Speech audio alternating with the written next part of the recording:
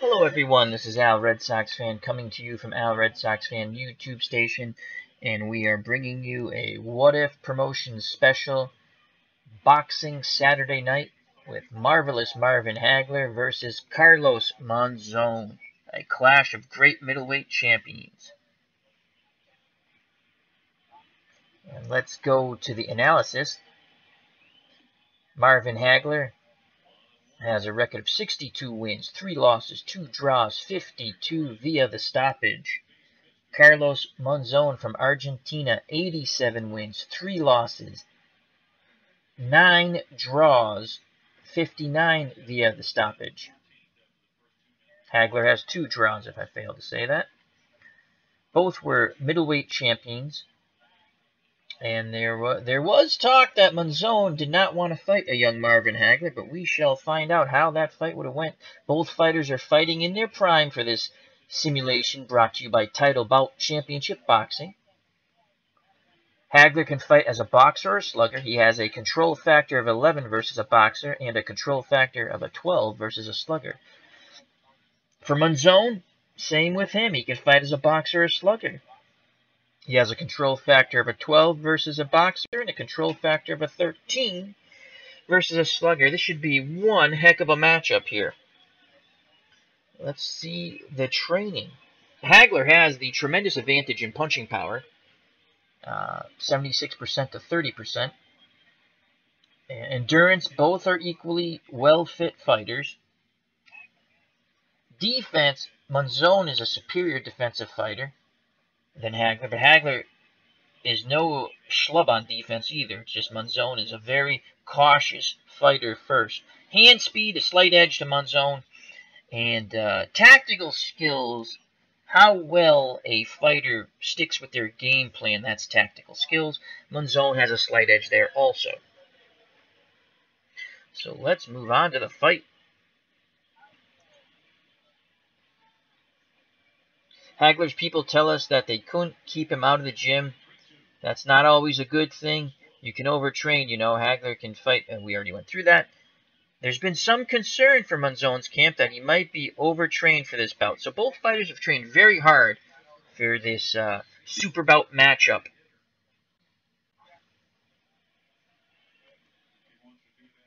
It's taking place in Florida at the Orange Bowl, 80,000 seat capacity. And it looks like a sellout here. We have the referee, Ruby Goldstein. First judge from the United States, Artie Idella.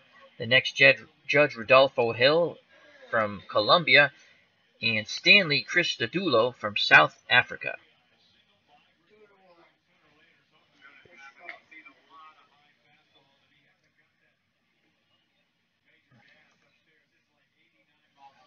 In Marvin Hagler's corner, you have trainer Goody and Pat Petronelli, and their cut man, Ace Murata. In Carlos Monzon's corner, Jimmy Montoya and Johnny Taco. They are not his actual cornermen. They are not set up in Title Bout Boxing, so these are the cornermen I gave him. And same thing with Ace Murata. Pat Petronelli's not set up as the cut man, so I gave him Ace Murata. And on to the fight. We shall use the corner view from Title Bout Boxing. Both fighters enter the ring. Monzon, the taller fighter, with the reach advantage. Hagler, southpaw. And here we go. Round number 1 here at the Orange Bowl. Marvelous Marvin Hagler from the United States, Brockton, Massachusetts, versus Carlos Monzon from Argentina. And there's the bell. Hagler comes out in his southpaw stance, hitting Monzon with a couple of quick jabs. Monzon pressing forward. Hagler just boxing and moving away, and now counters with a tremendous shot there to the head, and Monzon is in trouble again. Hagler counters with a strong right hand over and over again. Hagler repeatedly snaps Monzon's head. Monzon tries to move away now, and Hagler once again counters Monzon's counter with a combination. Monzon's a little wobbled there. He ties up, the referee breaks. 50 seconds left in this round. Monzon digs a shot to Hagler's ribs. doesn't have much of an effect there. Now he flicks a couple of jabs that snap Hagler's head back. A counter shot blocked by Hagler. So at the end of round 1, that was a marvelous Marvin Hagler round. He took that round. Monzon did rally. Let's go to the scorecard here before we go to the corners. The unofficial score from Title Belt Boxing gave round number 1 10-9 for Hagler.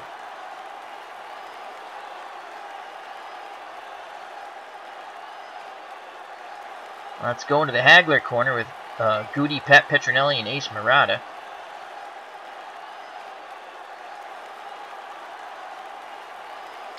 Hagler's fighting as a boxer, as we suspected. Southpaw stance. Normal strategy. He looks fine. They're giving him encouragement. Well, now over to the Monzon corner.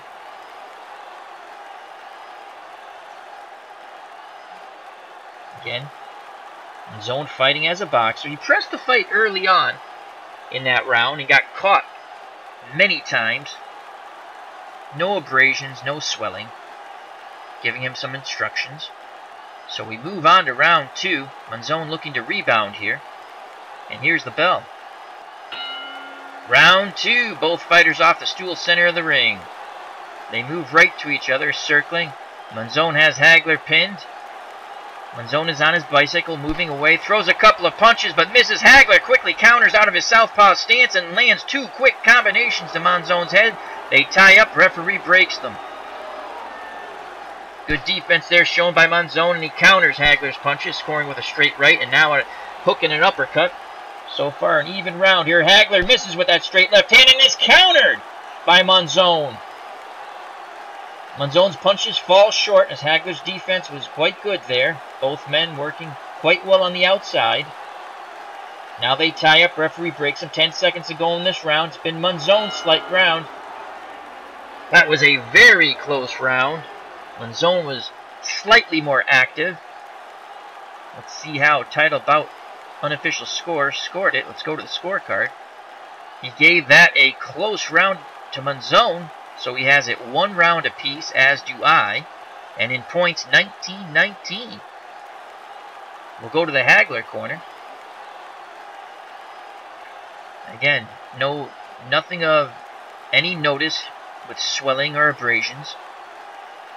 Hagler is thrown off. Monzon did a good job keeping him at distance and off balance. So they're trying to tell Hagler, get off first. As we have it 1 round apiece, we go to the Monzon corner. No abrasions, no swelling. They liked what they saw out of Monzon better in the second round. It was a slower round, and I think that's the pace that Monzon in his corner and his strategy, they want to fight slower rounds at their pace, where the first round was more frenetic, and Hagler likes that better out of his southpaw stance. So we move on to round 3, 1 round apiece we have it. 19-19 in points. Here's round 3. Both fighters off their stool to the center of the ring. Hagler's first with his right-handed jab, snapping Monzon's head back. Monzon digs to the body, backing Hagler into a corner. Now an uppercut and another shot to the body as Hagler's pinned in the corner, but Hagler comes fighting out of the corner with a combination, stopping Monzon cold. Follow-up punches to the body and head. Hagler still baiting Monzon into the corner, misses with that wild left hand. Monzon digs 2 shots to Hagler's rib cage. Very close round here. Hagler counters that Monzon miss. There's a small cut. Small cut. Hagler continues to come on with combinations to the head. Another shot. Monzon trapped in his corner. He's hurt. Hagler looking to open up. Monzon moves back, but Hagler again tries to pin him to the ropes. Blood coming from the... What's going on here? The fight resumes. Oh, that was a huge Hagler round as he battered Carlos Monzon. The referee quickly looked at both fighters for some reason. Action stopped briefly, then quickly resumed towards the end of the round. So a huge Marvin Hagler round. Let's go to the scorecards. I have it 2 rounds to 1 for Hagler now. Title bout's unofficial scorer in points gave that round 3 to Hagler 10-9. He has it 29-28. Marvelous Marvin Hagler. I agree. Over into the Hagler quarter and Goody Petronelli. No abrasions there, or cuts, or swelling. They are very happy, as you can see when the rounds have more action. It's Hagler who lets his hands go. Monzon was not able to keep that pace he wanted in round number 3, as he was fighting on the outside offensively, but really got nothing going. Hagler dominated that round. Over to the Monzon corner now. And Monzon has a cut on the bridge of his nose, and that is bleeding heavily. Johnny Taco working on it feverishly. So that is what they were looking for. I could not tell where the blood was coming from, as Hagler had blood on his forehead, but obviously it was from the Monzon cut over his nose. On his nose. On the bridge of the nose, and that's a lot of blood. The good news for Carlos Monzon is it's not getting into his eyes, unless he's going to get hit, and then the blood then snaps back into his eyes. So Johnny Taco working on that cut on the bridge of the nose. That's going to be a hindrance here. We move on to round 4, and Hagler, like a shark in the water, smells blood. He's very anxious to get round 4 started. Here we go, round 4.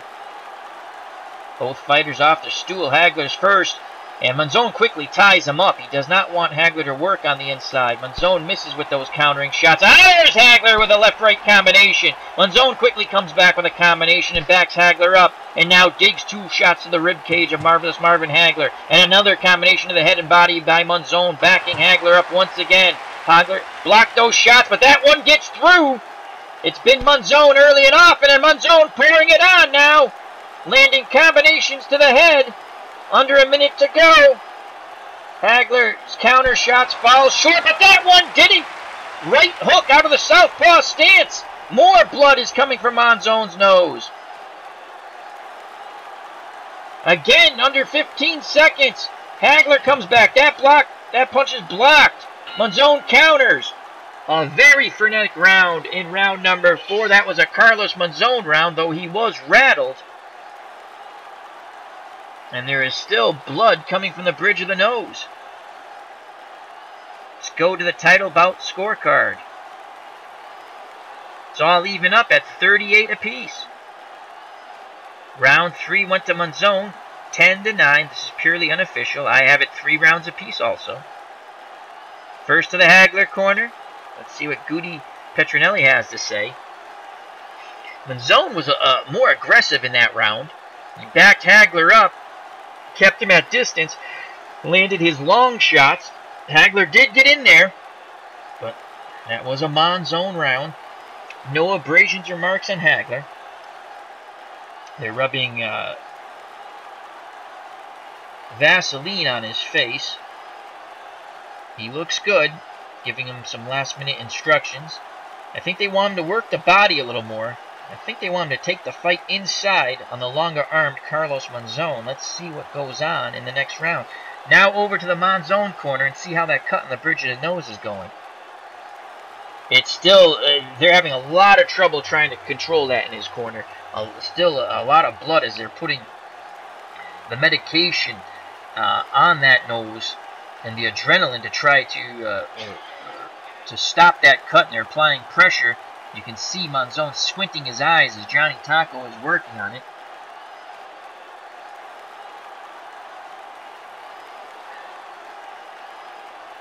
All right, on to round number 5.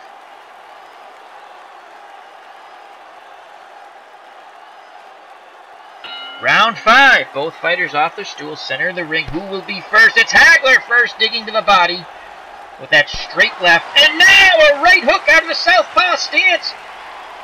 And that cut is really open now. And that's it!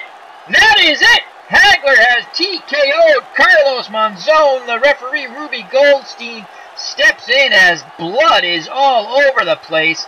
All over Goldstein's shirt. Monzon is a bloody mess. Now he had to cut over his eye and on the bridge of the nose. And Goldstein has stopped it. I feel that was a quick stoppage, but Hagler, a quick combination. Monzon looked like he was not defending himself to Goldstein. And that's it. He stopped the fight. Monzon is not protesting. This fight is over.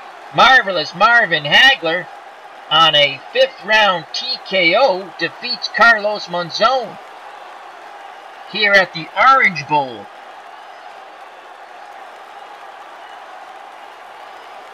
So that was a shocking stoppage, but the cuts were bad on Carlos Monzon. The first cut, bridge of the nose a couple of rounds ago, and then the next cut over the eye. And those were some vicious early combinations in this round that Hagler landed on Carlos Monzon. And thus, referee Ruby Goldstein, felt necessary to stop the fight. And again, no protest by Monzon. So let's go to the scorecard. I don't think they'll score the round partially. So going into that 5th round, it was dead even. It was even. 38-38 on points. 2 rounds apiece. Marvin Hagler gets the win via TKO in this middleweight bout. It was scheduled for 15 rounds. It falls well short of that. Let's go to the official scorecard. Decision. Johnny Addy has the call. Ladies and gentlemen, the referee has stopped the bout with 29 seconds gone in round number 5. The winner, marvelous Marvin Hagler from Brockton, Massachusetts. So that really was a shocker. The cuts. Monzon cut quickly and early in this fight. Hagler, couple of violent combinations early in round 5, and when the blood was there and referee Ruby Goldstein saw that it was hampering Carlos Monzon, he jumped in and stopped the fight. Shocking to me in such a big event here at the Orange Bowl, but that's the way boxing is. Hagler is the winner via TKO.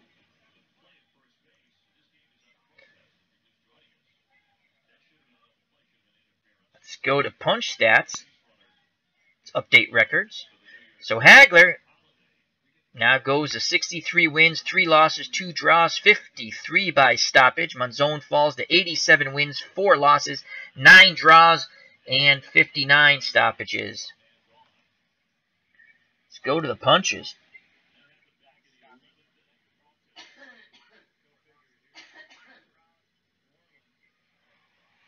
We have a couple of people in the chat. We have ID Gesture and Shane. I will get to you in a moment, gentlemen. So the punching numbers here, as the performance, you can see, punching accuracy was fairly even. Hagler just landed the harder punches.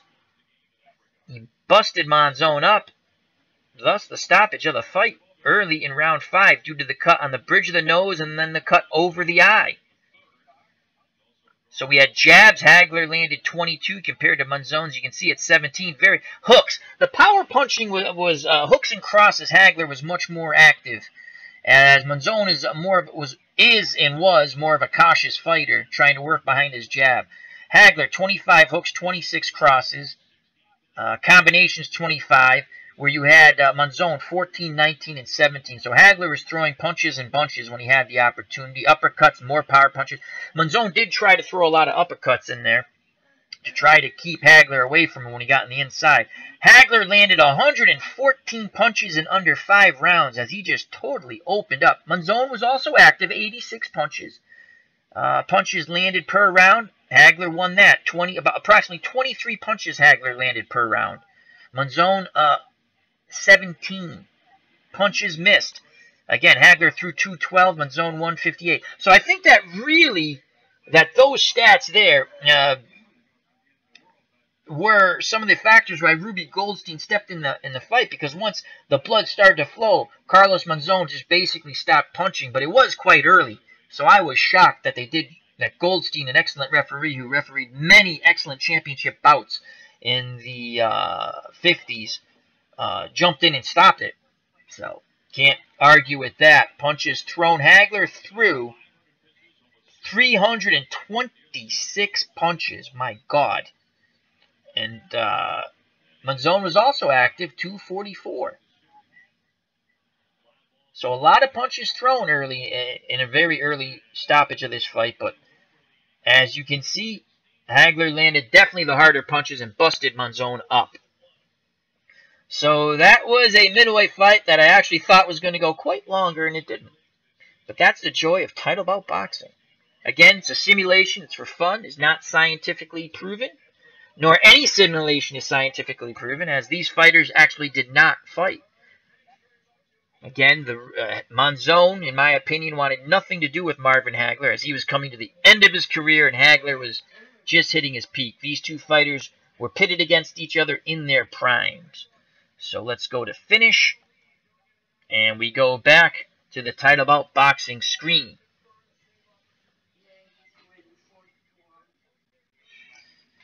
So let me say hello to ID Jester, who's in the chat. We just did a little title bout simulation between the great, marvelous Marvin Hagler from Brockton, Massachusetts, and Carlos Monzon, another great middleweight champion from Argentina. And Hagler, TKO winner. 5th round. Cuts. Shane is also in the chat, and he asks, well, ID Jester said some boxing action going on. Yep, did a little boxing. Gonna do a middleweight tournament. This was not part of it. It could be. It could be. I don't know. I just felt like doing a fight, and this is a fight I've been wanting to do. Shane Sidwell's in the chat. He says, do you know of any boxing games where the boxers are made up and you own a gym and train and arrange fights? There is. Shane, do you have Steam? Hello, Ken Castro jumped in the chat. Also, how you doing, Ken? On Steam, there are, if you type in boxing, I forgot what I think it's called Boxing Manager, possibly. There's a couple of boxing games on Steam. I've taken a look at them. I have not purchased them yet, as I do like title bout boxing. So if you go on Steam and you type in boxing, you can look to see what games are. And there's a couple like that. They're very, what's it called, text-based, from what I've seen. Very text-based. This has a little animation to it. I love title bout boxing. Shane says he has World Boxing Manager. How is that? I've heard of that game. From Steam. Okay. And they also have a couple of boxing games like Fight Night. Ken Castro says, Al, is title bout the best you've played? I'm a big title bout boxing fan. I used to play it as a kid. It was a board game. I'll use the terminology action cards because I've seen Demos Baseball. He calls them action cards, and so does Earl. The Earls from Tabletop Baseball. So I used to play that a lot. And then when I got a computer, I found out they had a computer game, and I was ecstatic. It's so much easier to do. And again, you have to be a really big boxing fan because it's really using your imagination. That's what it is. I add the pictures to the side, but I just love boxing, so I pit fighters together. I had not done one in a while. Shane says, many years ago, there was a WCBM boxing, but I have not been able to find that again. Ken Castro says, had an APA computer boxing years ago. I never tried that one. I wonder if I type that in now if they still sell that. Now, did they have real boxers or were they fake ones? What I like about title bout boxing, and again, it's a simulation. You know, it's nothing scientifically proven. Even if you had the best computers, if fighters never really fought, you don't know what's going to happen. It's just fun to help generate a conversation. I always felt, I think I know a little bit about boxing. I always felt I was a big marvelous Marvin Hagler fan. I felt he could beat Carlos Monzon. Not that this proves my point. It doesn't. It doesn't prove anything. It's just I wanted to call the fight.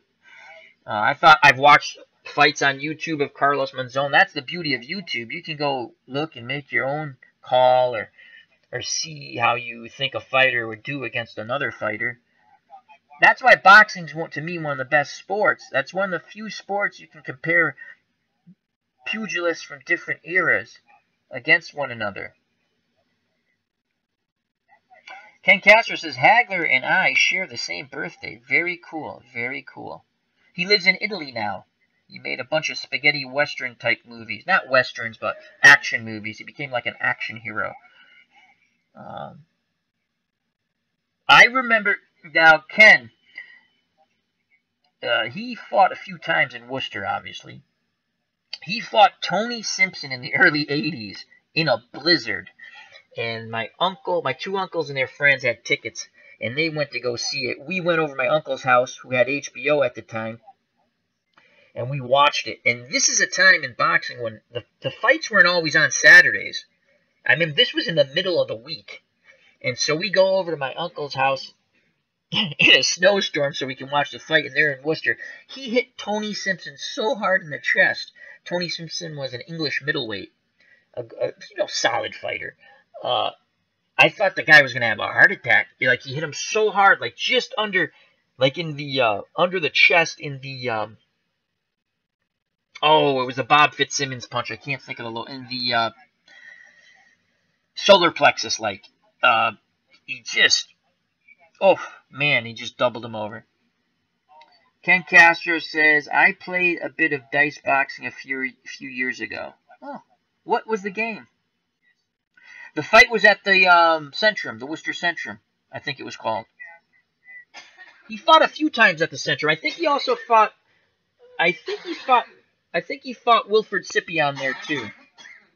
I provided links below, but hold on one moment, please. I'll be right back with you guys.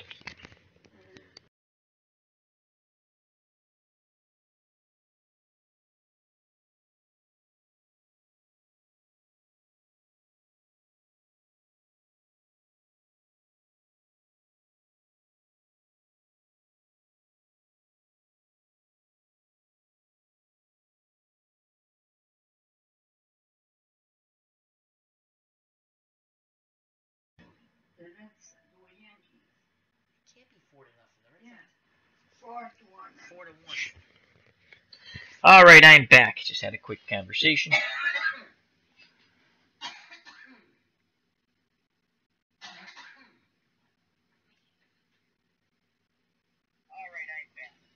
All right, sound check worked all right.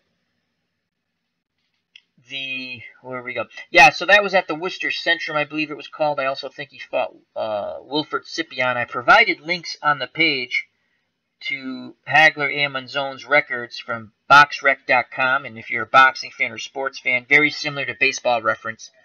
Excellent, excellent. All kinds of information there. It's great stuff.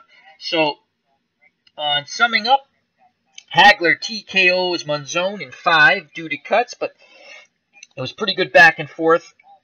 The rounds that Monzon were slower paced rounds. And that's the way I think Monzon would have fought him, to be honest with you. I think Monzon would have stayed on the outside. And again, you can go on YouTube and if you want and watch fights. You don't have to.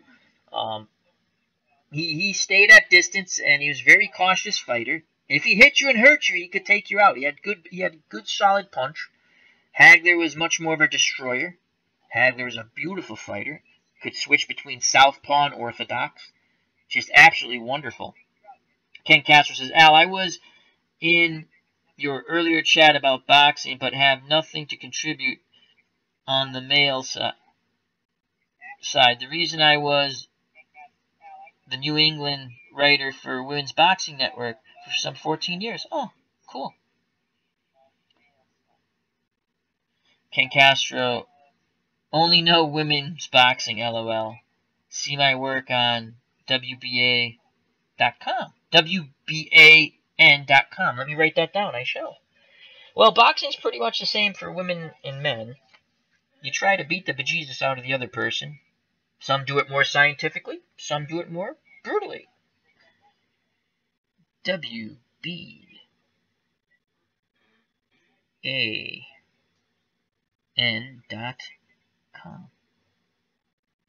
WBAN. Cool. Cool. Excellent, Ken. Excellent. What was your I haven't watched.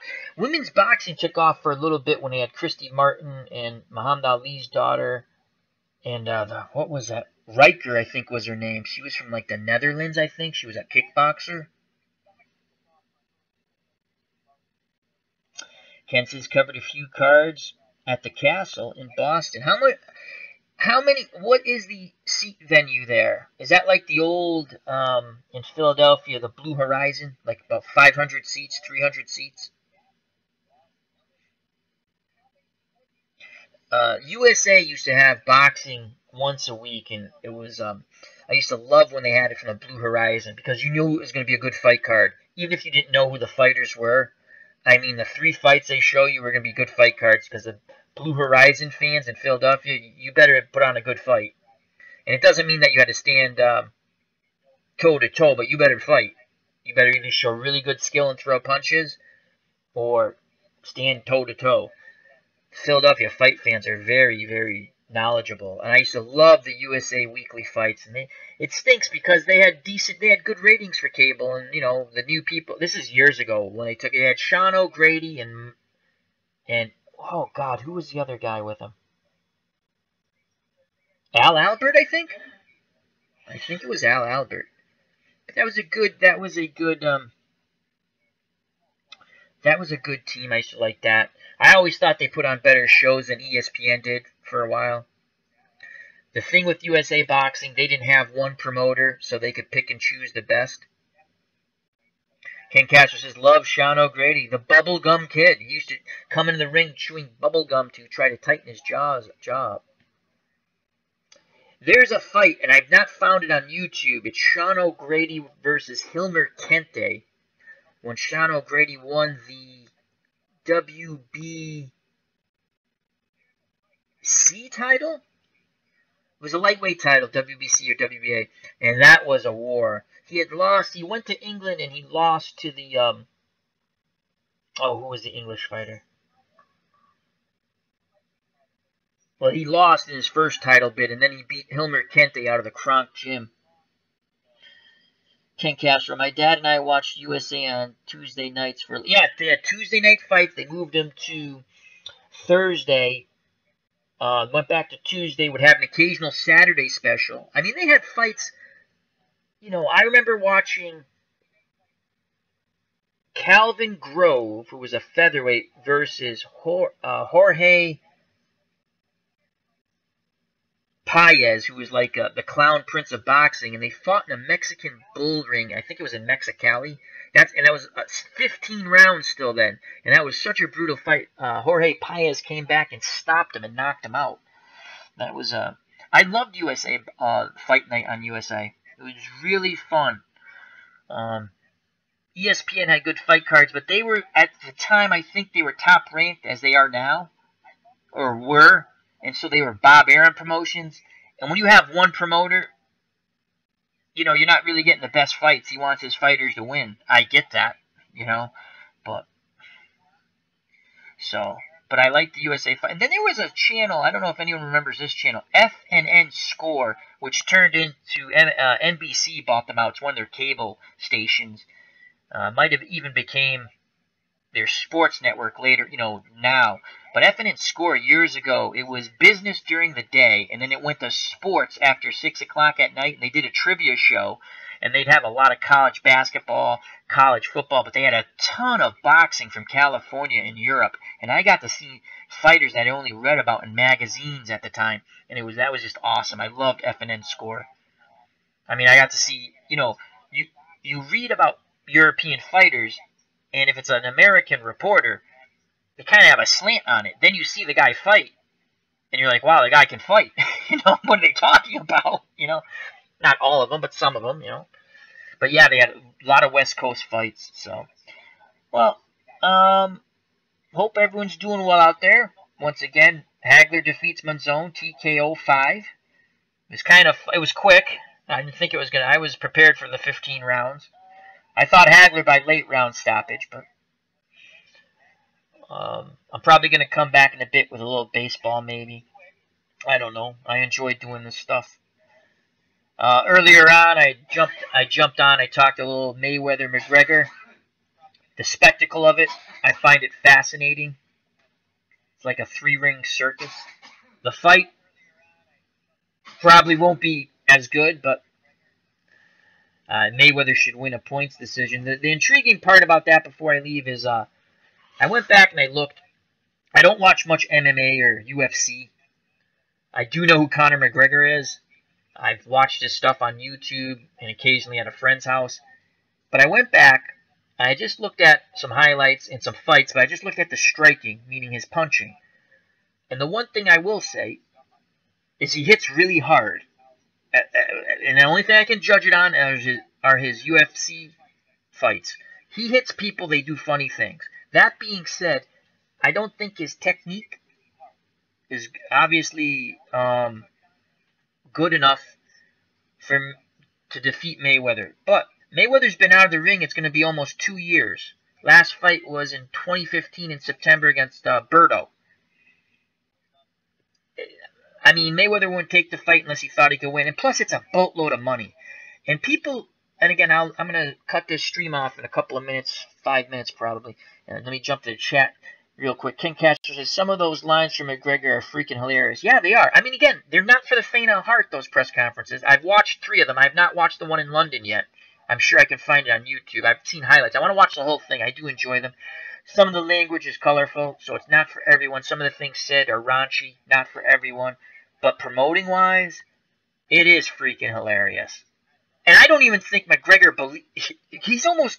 I've watched 3 of them, and you can almost see him giggling at times, you know? Oh, the Cubs, the Bears. He says, Al... he says, good bout, Al. Don't know much about boxing, but if he is in the game data, please have a bout with Frank. Oh, Marcel Cerdan. Yes, he is.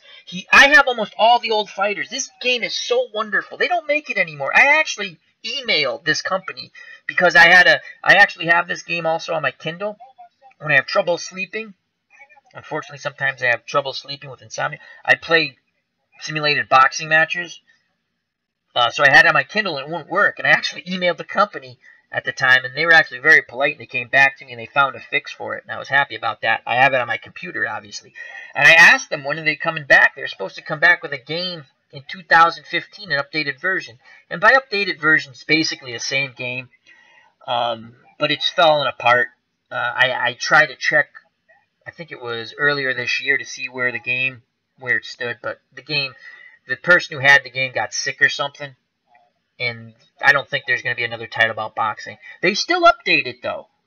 If you do have this game, you have to go online and find the link from the old game is not the right one to update it, but they do update it. Hello, Andre Ford. How are you? Yep, we did a little boxing match. Marvin Hagler defeated Carlos Monzon TKO 5. He bloodied him up, split the bridge of his nose, bloodied his eyes, and referee Ruby Goldstein jumped in to stop the fight early in the 5th. So it was. I thought the fight would go longer. If these guys ever fought, I think Hagler would have beat him. We're never gonna know. Again, Monzon would have been at the end of his career. Hagler early on in his career. A lot of people ducked Hagler. I mean, Hagler fought everybody. A lot of people ducked him. But once again, the Cubs, the Bears, Marcel Cerdan is in this. I was thinking my next bout I want to do Rocky Graziano versus Tommy the Hitman Hearns, because I just think it'd be fun. 2 fighters I like a lot. 2 big punchers. I like to have big punchers. This one was a little different. Monzon, even though he could punch, was more of a boxer. Both fighters were boxers, sluggers. They could do either way. I honestly think what happened in this simulation was Hagler's a southpaw, and I think the southpaw stance threw Monzon off. That's my belief. So, and I think it would have in real life. Again, we don't know. Ken Castor, Al, Gen 1400 Gaming has a free demo and CD. Of what, Ken? Of this game? If it's free, I recommend it. Oh, you should, if you like boxing, even just to fool around. I'm gonna do a what I'd like to do Let's get some input. I want to do a Conor McGregor Floyd Mayweather simulation. Now I have stats on Floyd Mayweather, and I'll skew them down just slightly because in my opinion Floyd Mayweather. Oh, it's dice boxing. Oh, you know what that is? That's the old title bout board game? Yes, Andre Ford was telling me. I've seen that. Yeah, that's fun. I used to play the old board game all the time. I still have it. It's just this is so much easier to set up. Oh, cards and dice. All right, I gotta check that out. So, Gen 4 1400 gaming. Let me write that down. Gen 1400 gaming. Alrighty. So yeah. So, Andre Ford, do you have the link for the updated cards? I have the link for the update, how to update title bout. I want to see if I can get there from here. Options. Please load options. License. Online data. Okay, can you... I'm going to go... If this is what you mean, Andre, for your title bout boxing game for the computer, the data link is here. It should come up in a moment. Can you see that? The demo has 16 heavyweights. Cool. The Cubs, the Bears. Yeah, my first games were pre-diced. Used spinner, and many a fight was started on whether or not the spinner landed on the line. That's funny. That's funny. So, Andre Ford, I'll leave this up for a second. I'm going to be stopping the stream in a minute or so. And I might come back with a baseball game. Or just come back and chit-chat boxing. I don't know. I never plan anything. I kind of plan stuff, but I do it on a whim. The Red Sox lost in extra innings to the Yankees, so Chris Sale, again, pitches a beautiful game, only gives up 1 run. He pitches 8 innings, gives up 1 run. The bullpen blows the game. They let it get tied up in the 9th, and the Yankees won it in the 15th? 15th, I think. So, Yankees get that game back. Series 1 game apiece. Doubleheader tomorrow.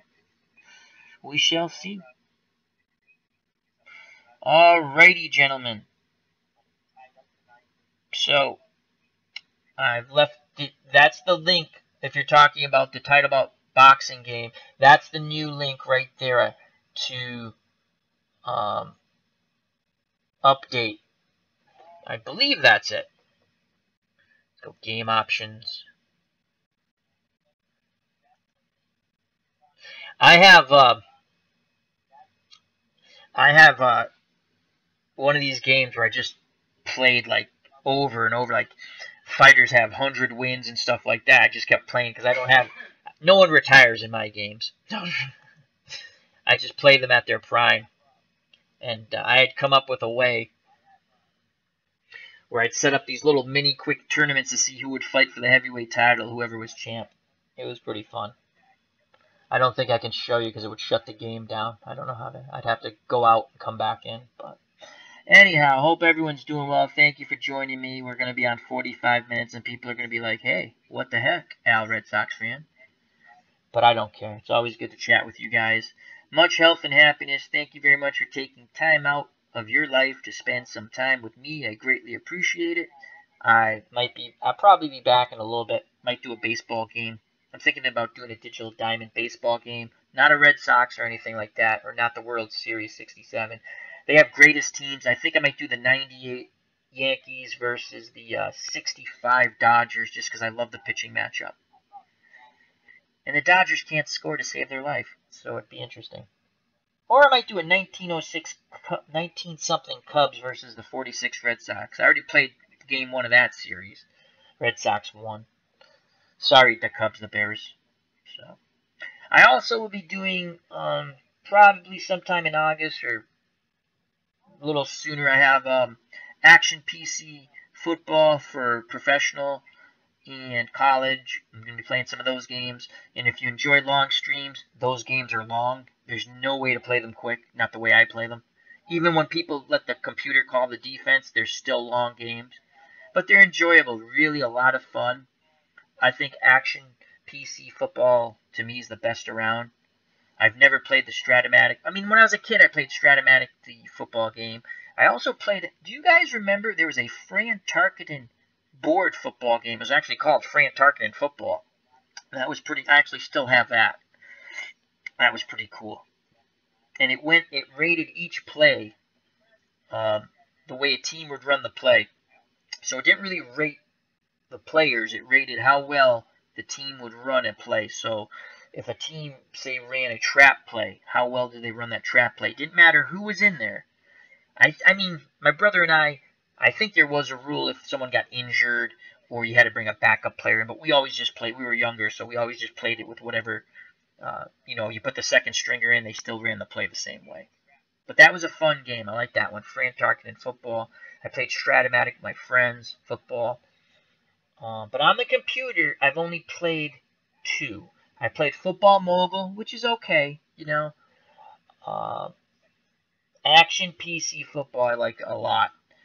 Very statistical. I mean, so is Football Mogul. It's just more... I mean, you're playing teams from 1972, and they're not running 1972 offenses. They're running, different types of offense, which is fine. But Action PC football is very good. You got to be wary of how much you use your guys. If a running back should only carry the ball, say, 7 times in a game, you can probably get 10 runs out of him. But it's a fun game. I like Action PC football. I've put up some videos on my channel if you want to check them out. I bought the newer version, and the animation runs much smoother than it did before. That's probably the biggest change they made with Action PC football. So, what football games do you guys like, if any? And has anyone played any of the Pure Sim Baseball? Have any of you guys downloaded it? So, well, I will wait oh, there we go. The Cubs, the Bears. Al, I'm playing the entire history of baseball on Out of the Ballpark 18. Doing it my way. No color barrier, no DH, no player strikes. Started in 1901 season, currently in 1928. Wow, that must have... Did that take long to set something like that up? Oh, second season football is good. Yeah, there's also, is it Second and 10? There's also that. I've seen that. There's a lot of good games. I just like the animation of Action PC. I like to see the little squares move. I'm strange that way. I like to see something move. Andre Ford, Stratomatic Football. I played that dice game, as I stated earlier, when I was very young with my friends. Status Pro Football and APA Football. Never played that. Which, now, with those games, second season football, and the ones that Andre Ford has stated in the chat, Stratomatic, Status Pro, and APA, do any of those... See, Out of the Ballpark was supposed to do a football game, and that fell off because the gentleman who was going to do the football game, because I went online to read about it, unfortunately, like the guy with Title Ball Boxing, got sick. And he's the only one, I guess, who really understands the way it was programmed.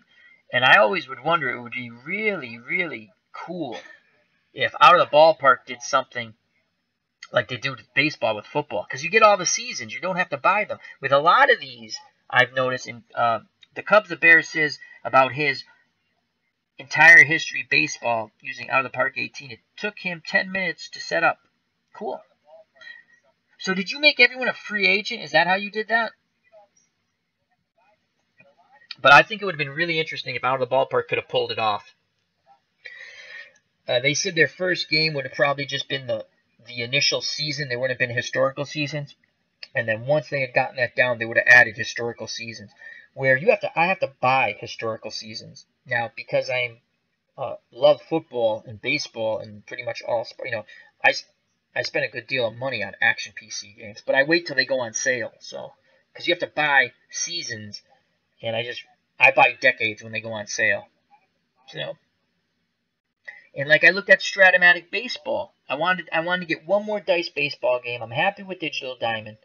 I wish there was slightly a couple more things, but for a $20 value, I think it's pretty good. But I looked at Stratomatic, and for what you pay, it's about the same amount what you pay for Action PC, and they don't really give you anything. At least with Action PC, they're giving you that season, and there's 3 different tiers you can buy. But if you buy the similar tier what Stratomatic offers, from what I saw, you're basically getting the game in the current season and the board game, Big Whoopie Ding Dong. Where in Action PC, they're giving you the season and then probably about 9 other seasons, plus some great teams, what they call great teams. So let me quickly jump in the chat before I go. The Cubs, the Bears says, more realistic pro football game for me is Front Office. Oh, yes, on Steam. That's with fictional players, though. But yes, I've heard wonderful things. I regret not picking that up in the Steam sale. The Steam sale that just passed. I was going to pick it up, and I didn't because I bought so much stuff with Action PC Football, and I have a lot of different projects I have in my mind that I want to do. Andre Ford said there's a college football game called Bull Bound. I picked that one up. I've played it. It's pretty fun. It's all text based. I played as UMass. I played the first game. We beat like AA. I still call it AA. Division 1 AA. It's not called that anymore. But Georgia. I think we played Georgia State in our first game, and we beat them. It's pretty. I liked it. I don't think it would show well on YouTube. But I did enjoy it, and you have to do all kind. Like you have to. I haven't got to the recruiting phase and all that, but it looks very fun. Yeah, it's. I think you'll enjoy it. It's a little clunky in the beginning until you kind of.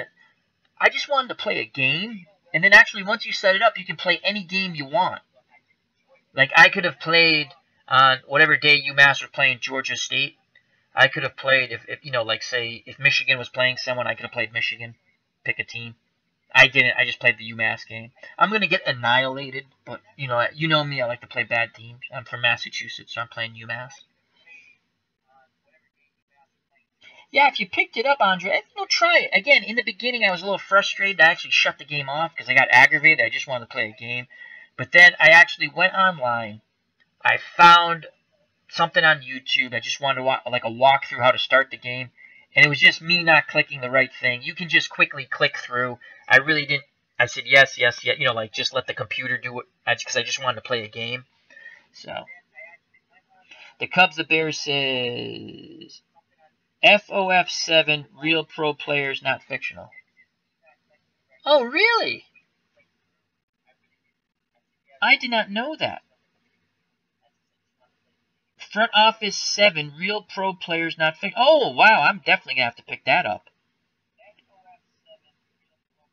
There's another one that's so bad. It's like when it goes on sale, it's only a couple of bucks. And it has animations and things like that. But I've done, even for the couple of bucks, I didn't want to spend. Because the ratings were so horrible. I read so many reviews how the game would freeze. And they have a wonderful, they have little players. It's simulated. You don't control the little players. You say, hey, run the play. And you watch, sort of like baseball, and out of the ballpark. And you watch the little players run the play. But it freezes up. It doesn't sim games like your opponent's games. Sometimes it locks up. And that's on Steam. I can't remember what that one's called, but it's very similar to Front Office, but not as good.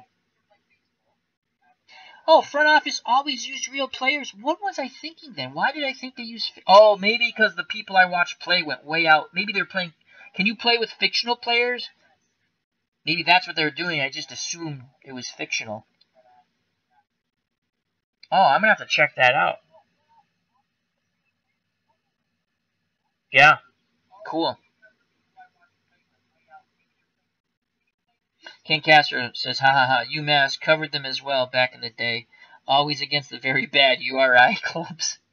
They had cool uniforms, though. University of Rhode Island Rams. Their helmets were cool.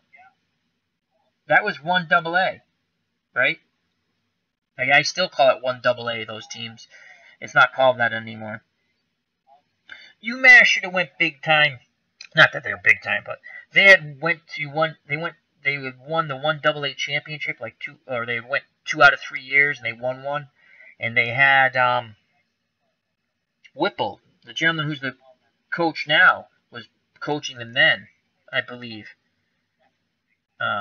He ended up going to coach in the pros as an assistant. Ken Castro, yeah, 1AA back then. Yep, good football. Andre Ford, 1AA. Yeah, because Holy Cross. Here's one. Here's one. Before, see, now I don't want to leave because we're talking sports, all kinds of sports, and I like it. No one's ever gonna watch this stream because it's so long, but who cares? Mark Whipple of Brown. Okay, the Holy Cross had. Do you remember this guy, Gordy Lockbaum? I think was his name, and he played both ways. And I want to say he finished fourth in the Heisman Trophy or something like that. He was, and Holy Cross is 1AA. I want to say it was Gordy Lockbaum.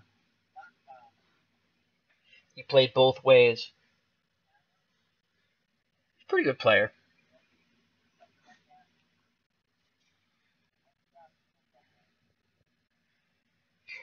You know,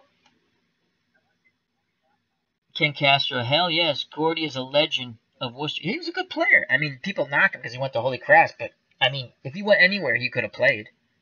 He was just small. That's why only Holy Cross. He played both ways. He was incredible. And again, I think he was in the Patriot camp briefly. They brought him in. He's a nice player. Nice player. So he was Andre.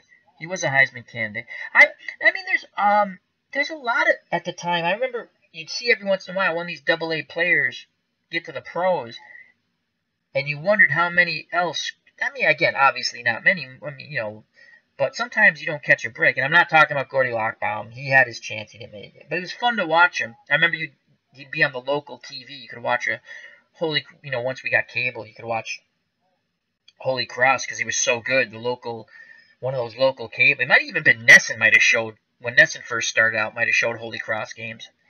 But college football lost me a little bit when they all play the same offense now. It's kind of boring. I mean, it's good, but it's kind of boring. They all play the same way. I used to love when you knew if you're going to see, like, I mean, there's no Earl Campbells anymore, I mean, and there's no, I mean, the guy's a dink, but I watched a little bit when Johnny Manziel was at Texas just because he was intriguing.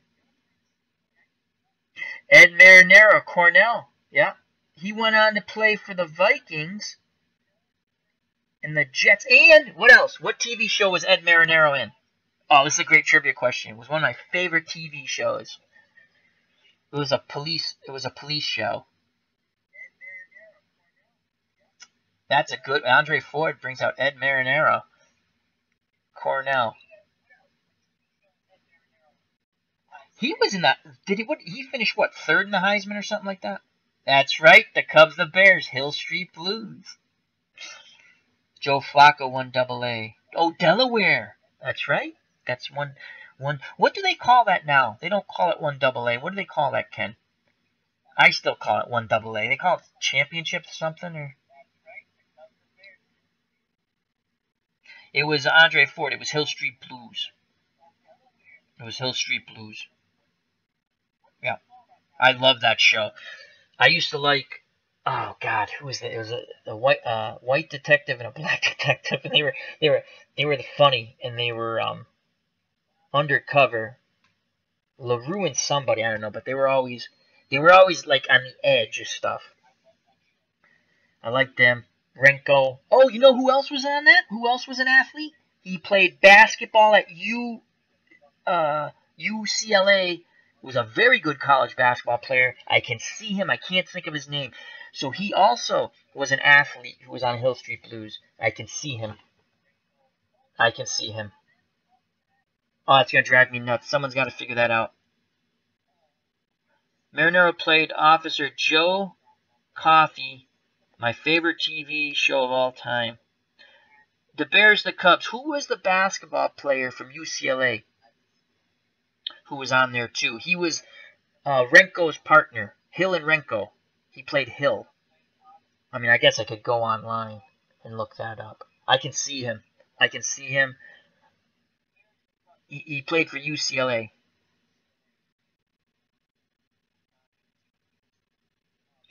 Ken Castro said, "Got some boys on point in here tonight, Al." Oh, you guys are the best. I love the people who come in my chat. You're nice people, knowledgeable. It's fun. This stream's gonna go long. No one's gonna watch this fight. I don't care. I had someone. It's funny because I think someone complained to Earl, and I saw that it was on his Earl, who does the, not Earl with the E, the other Earl who he does, he's a Philly, the Earl, the Phillies fan. And Michael Warren. Are you thinking Michael Warren? Is that his name? Could be. I'm not sure. He played for UCLA. I'm almost positive he played for UCLA. He played for John Wooden. I think it is Michael Warren. I can't say for sure, but he played for John Wooden. So I guess if you know what, I'm gonna go. Let me go online quick. If I type in Hill Street Blues, as I'll probably bring down my internet connection now. I'm gonna type in Hill Street Blues here, and I think you're right though. I think, again, I don't remember his name. I know he played Hill Street. Actually, I probably should have just typed in his name. So Hill Street Blues. I love that show. It went from 1981 to 1987.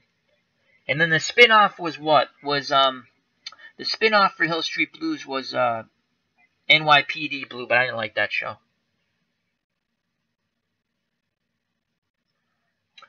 Oh, and then the Sergeant. Oh, here it is. LaRue and... Oh, that's them right there. Oh, and then they had the other guy. What was his name? Belker? He was funny. That was a good show. All right, let's see the characters. Ed Marinero, Officer Joe Coffey. Our chat got that. Where is he? See full cast. Bruce Weitz played Sergeant Mike Belker. Daniel J. Cervantes played Captain Frank Ferrillo. Michael Warren.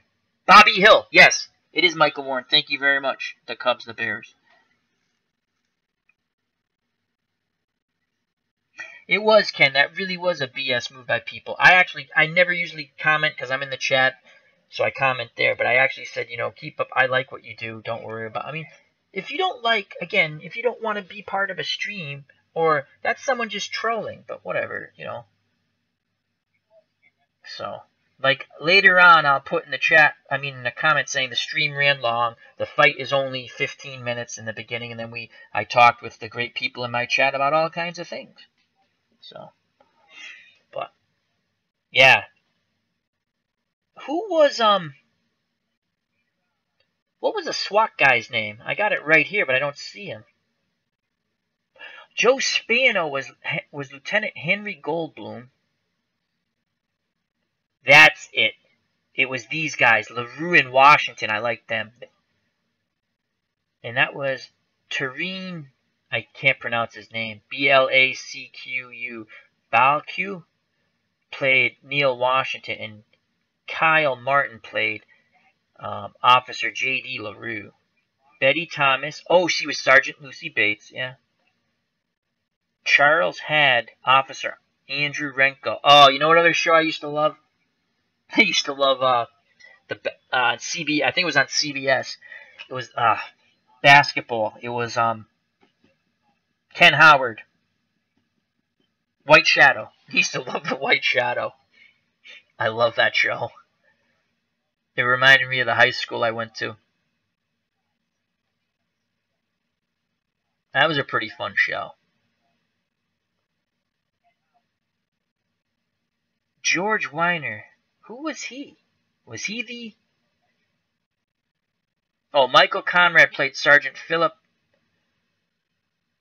Ezerhouse. He was the one... What was his catch when...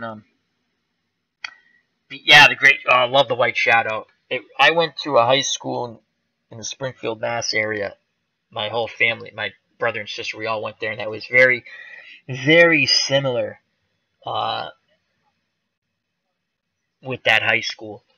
I know that one was out in L.A., but was it Chicago or L.A.? Why does why does L.A. stick in my head? It was Chicago though. Like, who did he play for? Hypothetically, he played for the Bulls, I think.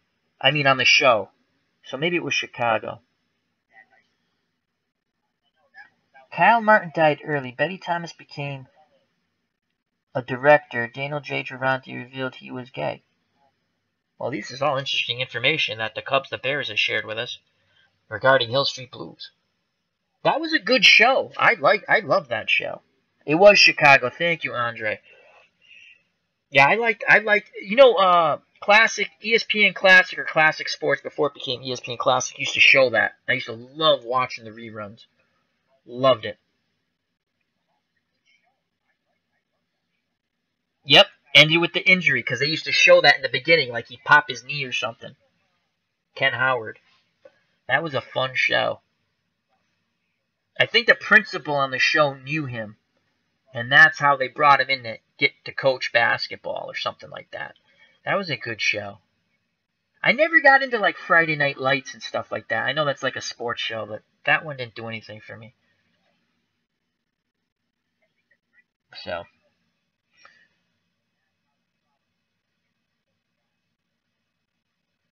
that's about it. That's funny, Hill Street Blues.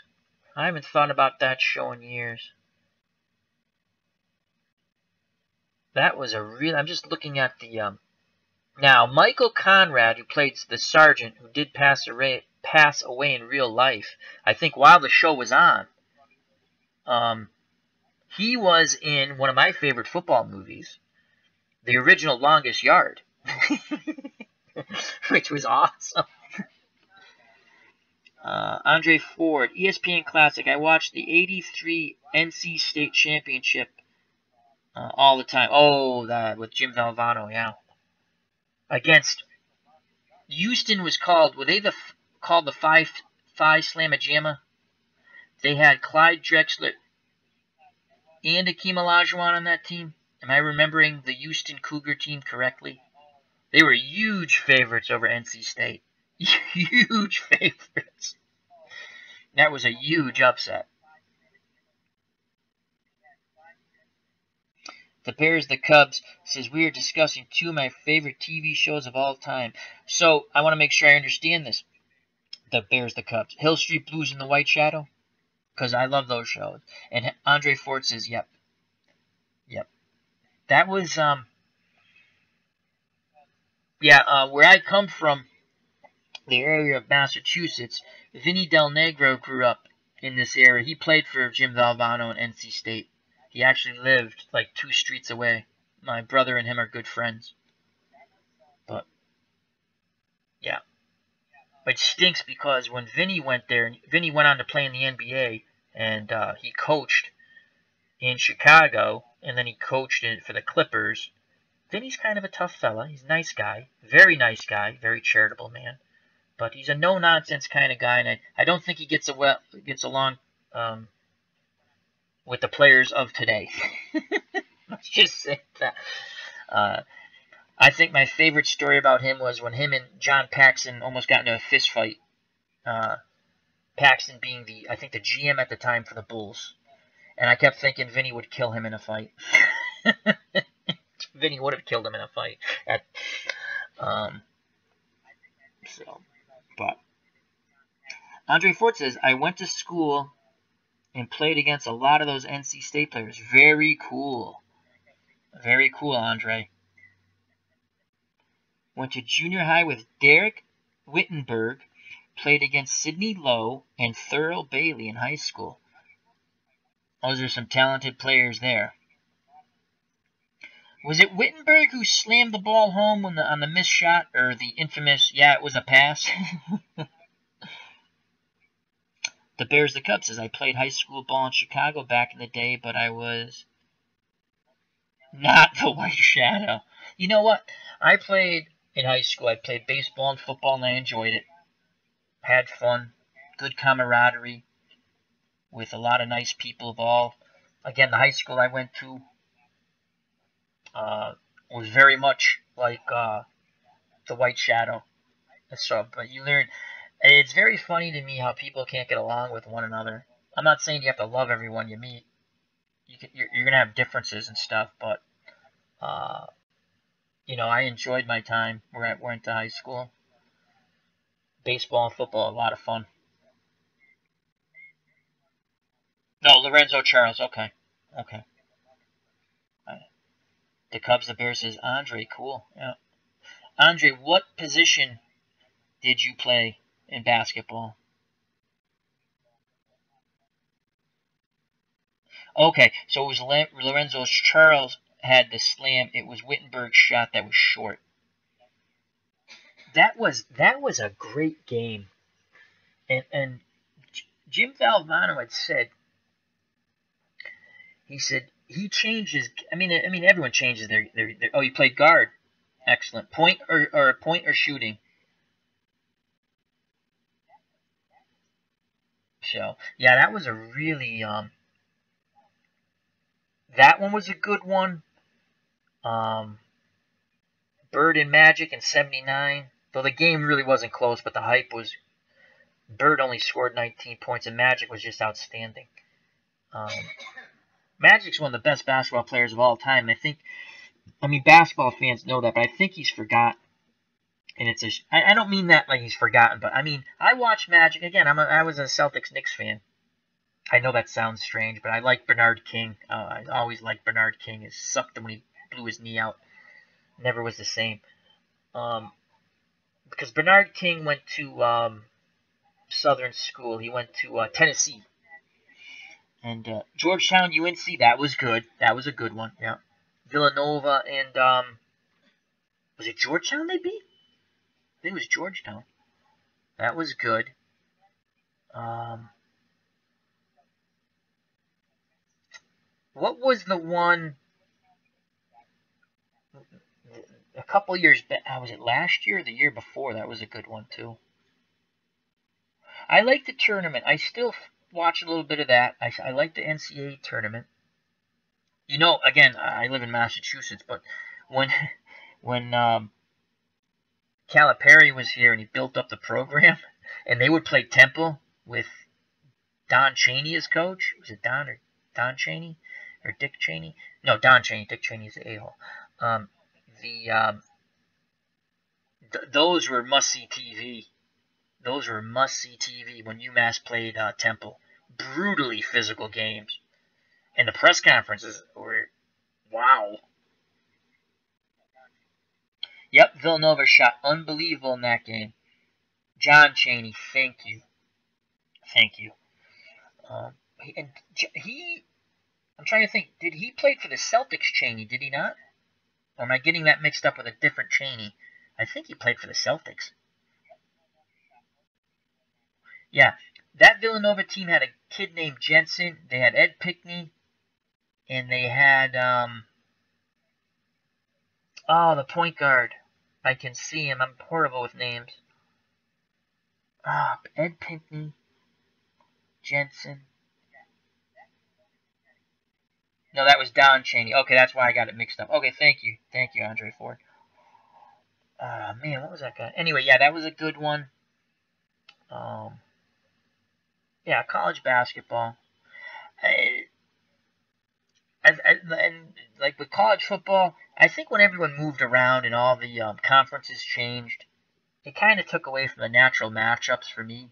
And they kind of did that with basketball too. I used to love watching the Big East back in the day with St. John's and Georgetown, Villanova, UConn. UConn wasn't really good then. They were okay.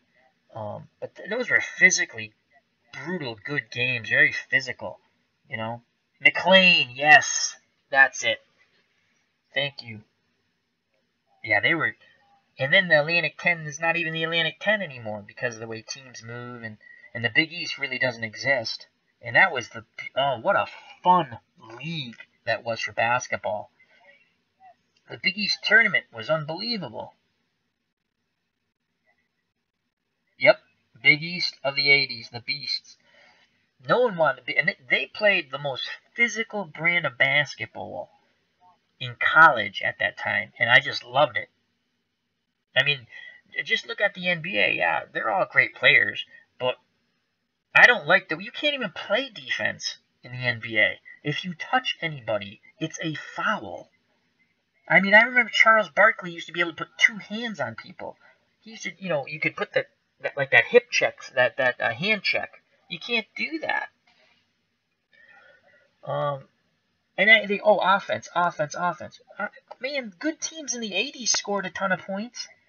It was only the bad teams that didn't score.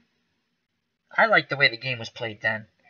I mean, LeBron James is great, could play in any era, but you imagine LeBron James driving down the lane against the Pistons with Lambeer and Mahorn. Do you think he would have? Do you think any of these guys now would have done that posing stuff? They would have got nailed. I'm not saying I want anyone to get hurt, but everyone's in. Or before that, like Rulin and Mahorn when they were on the. I think they played on the Bullets together. Come on. So. Oh, Seton Hall. Excellent. Yeah. Seton Hall. Yeah. Providence. Oh, Providence had he coaches now. Billy Donovan and the guy who he coached the Celtics after, and he coached the Knicks before that. Oh, I can't think of his name. He coaches Memphis. Is it No, that's Calipari. He coaches Kentucky. Oh boy. Wow. I forgot his name. That's incredible. The Bears, the Cubs says, I lived in Syracuse in the 90s and 2000s. Saw many a great Big East game. Oh, at the Carrier Dome in Bayheim. Yeah, Syracuse. Syracuse had Pearl. What was it? Pearl. The guard. They had a good guard. They had some good big men. I think there was a big man named Wallace. They had a lot. Those are just good teams. Rick Pitino. Thank you. My God, I had a brain fart there, Andre. Couldn't think of it. Rick Pitino, I believe, is a UMass grad. He ruined the Celtics, though. That's Pearl Washington. Yeah. The late Pearl Washington passed away? Wow. I missed that. Yeah, those Big East teams, I honestly didn't know that, or I forgot. Wow. Those Big East teams were fun. That was my favorite conference, Big East. I always thought, what team I always thought was overrated? Indiana Hoosiers. I used to love when they'd lose. To watch Bobby Knight get all pissed off when he lost, it was the best thing for me. I always thought the Big Ten was overrated because I was such a Big East fan. And it's not. It's just because I was very biased. I didn't care. I just wanted the Big East to win. And yeah, I had my favorite teams and teams I liked less, but I'd rather see the Big East beat anybody. St. John's. Chris Mullin, Bill Wellington, and maybe they had Wallace. Or did he come later? What year was it, guys? And Andre, probably, you seem like a very excellent Big East fan of old school. Remember the year they had 4 out of 4 Final Four teams, or 3 out of 4 final teams? The Cubs, the Bears. I was and remain a Big Ten fan, but yeah, the Big East was better for many years. No, it was. I'm biased again. I was a huge Big East fan, but even the Big Ten, whether it's in football or basketball, I mean, they still hold their traditional matchups, and I like that. Like, I like the Rose Bowl. It used to be Big Ten, Pac-10. I don't know. I like tradition. That's just me. So.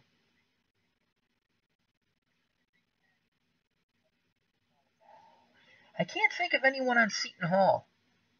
And they had some good teams.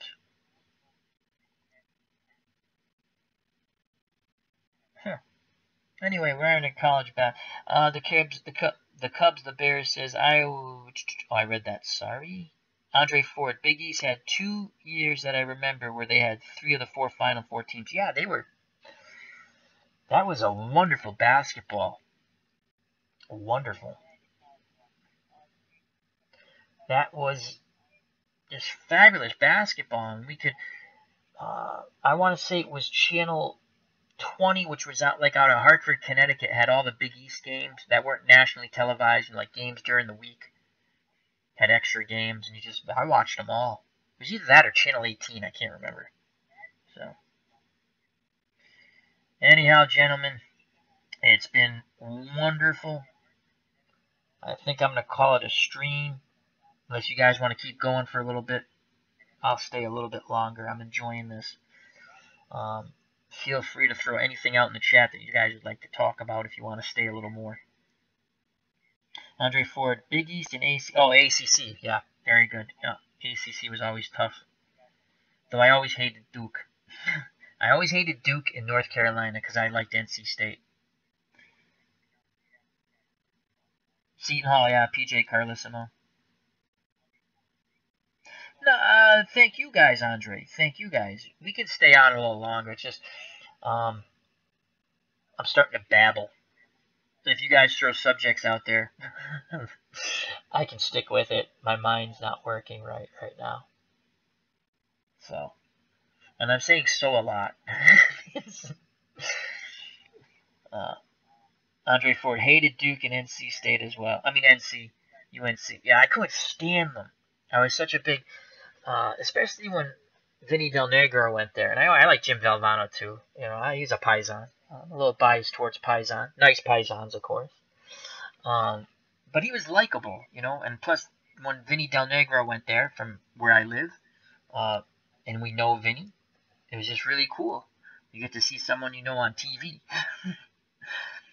Vinny was a child prodigy. He used to play, as with almost any good four corners. Oh God, I hated that offense.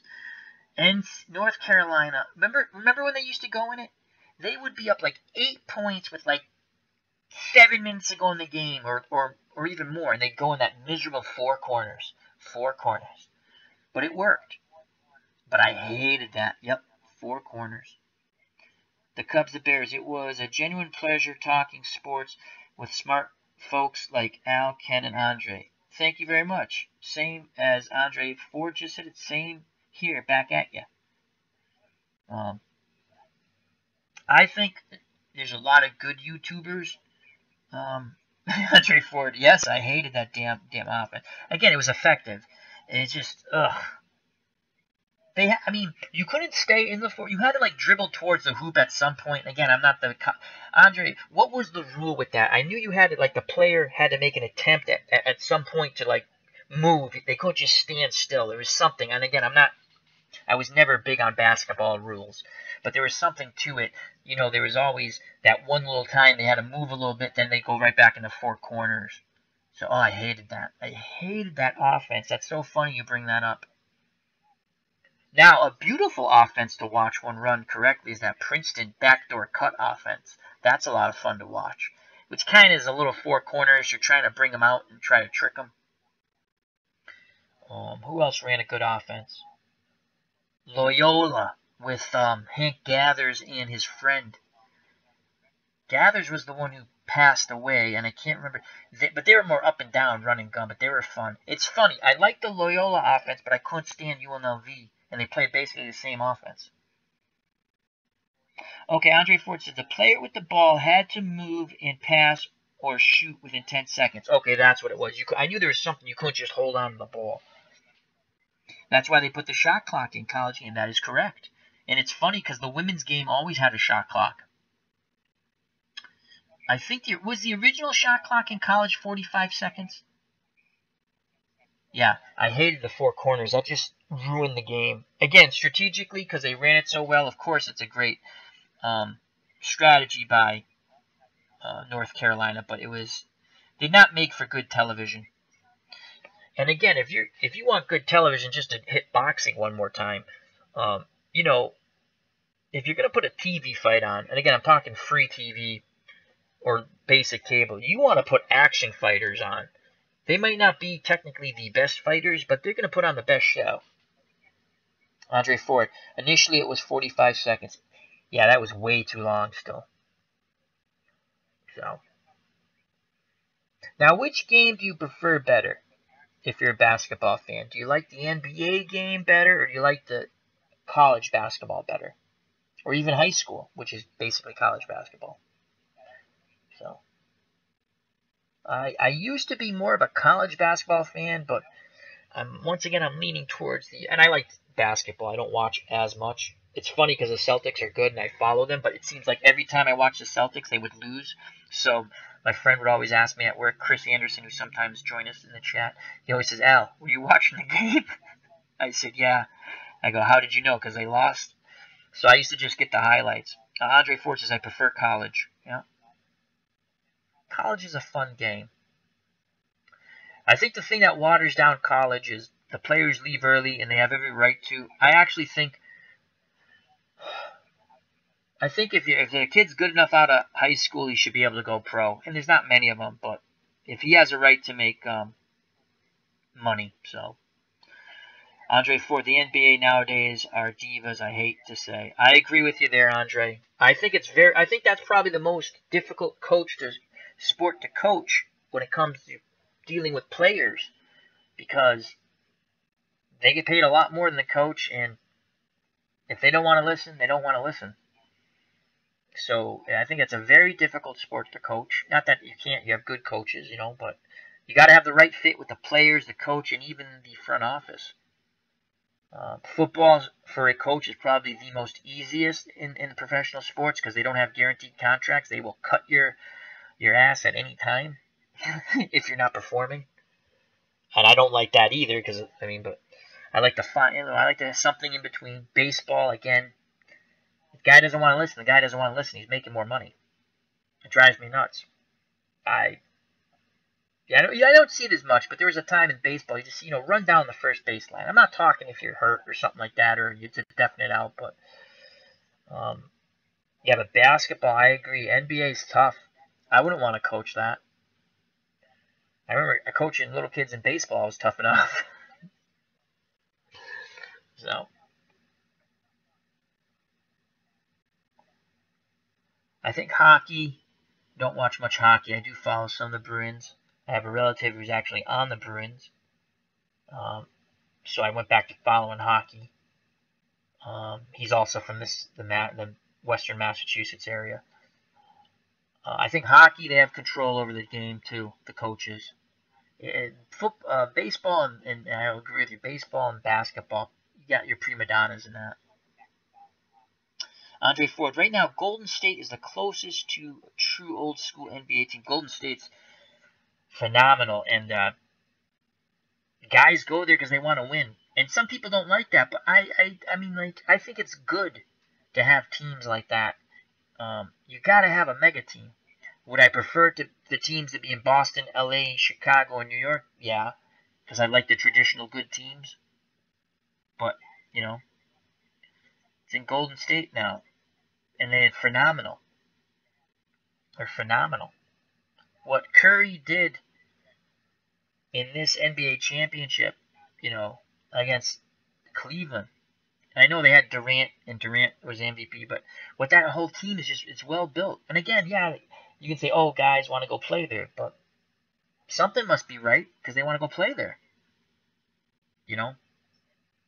I like, that's the one thing I miss about football. I like that they have, the salary cap, again, they got what they wanted. They want a bunch of teams that are equal.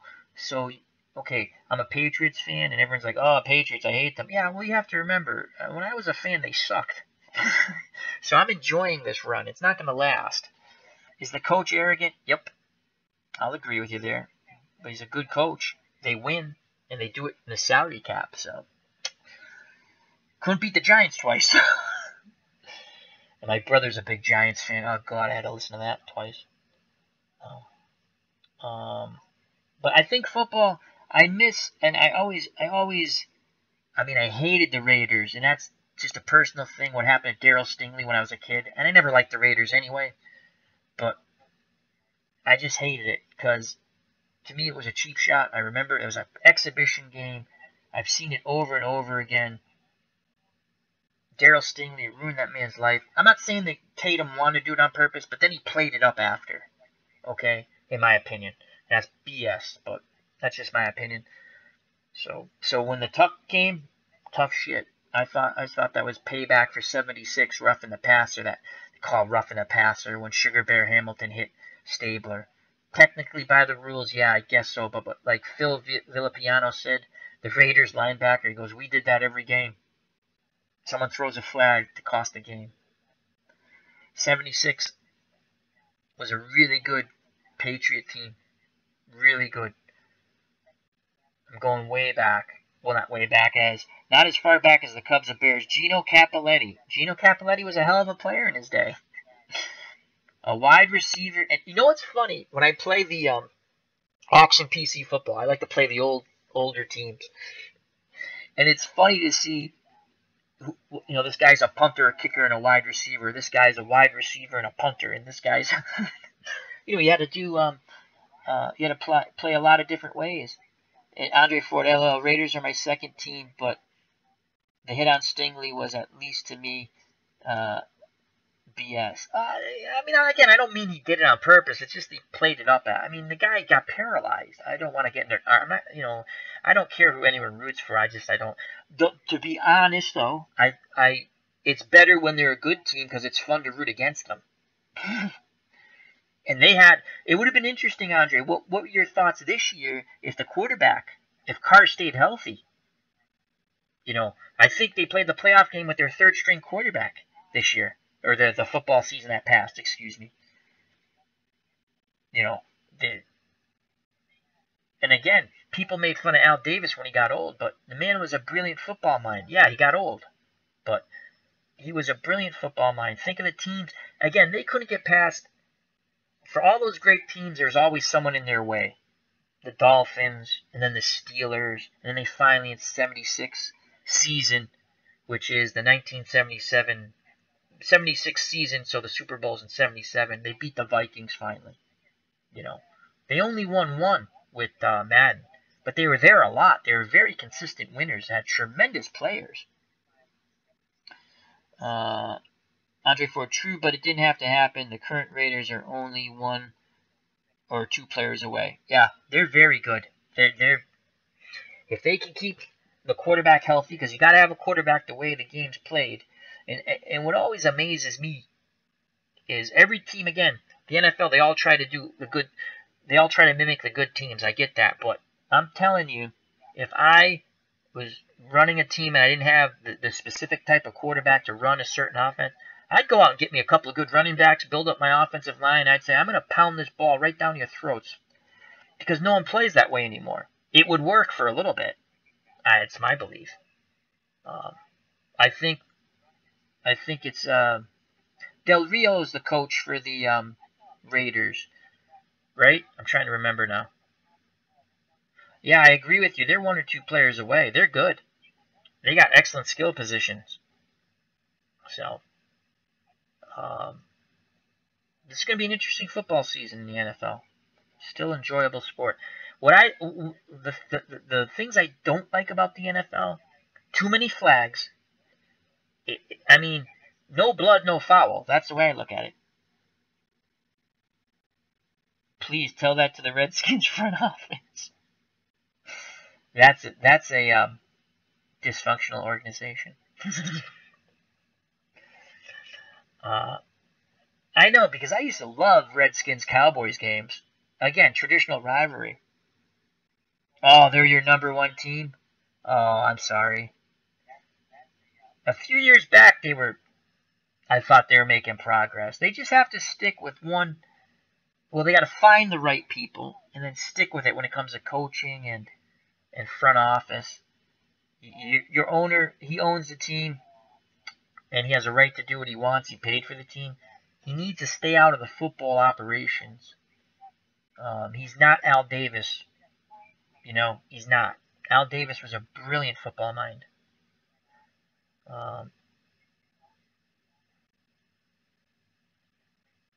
Those traditional games that they used to play with the Cowboys.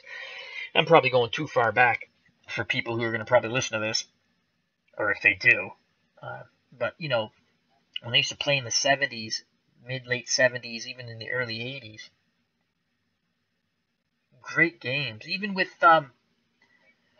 again, I'm not a Dallas Cowboy fan, obviously, but I like when they're good because it's fun to root against them. I remember the Cowboys ruined 2 of my Thanksgivings when the Patriots played them on Thanksgiving Day. Just, I knew the Patriots weren't going to win those freaking games. One when Grogan was quarterback. I think Tony Eason was the other quarterback one time. Ruined my Thanksgivings.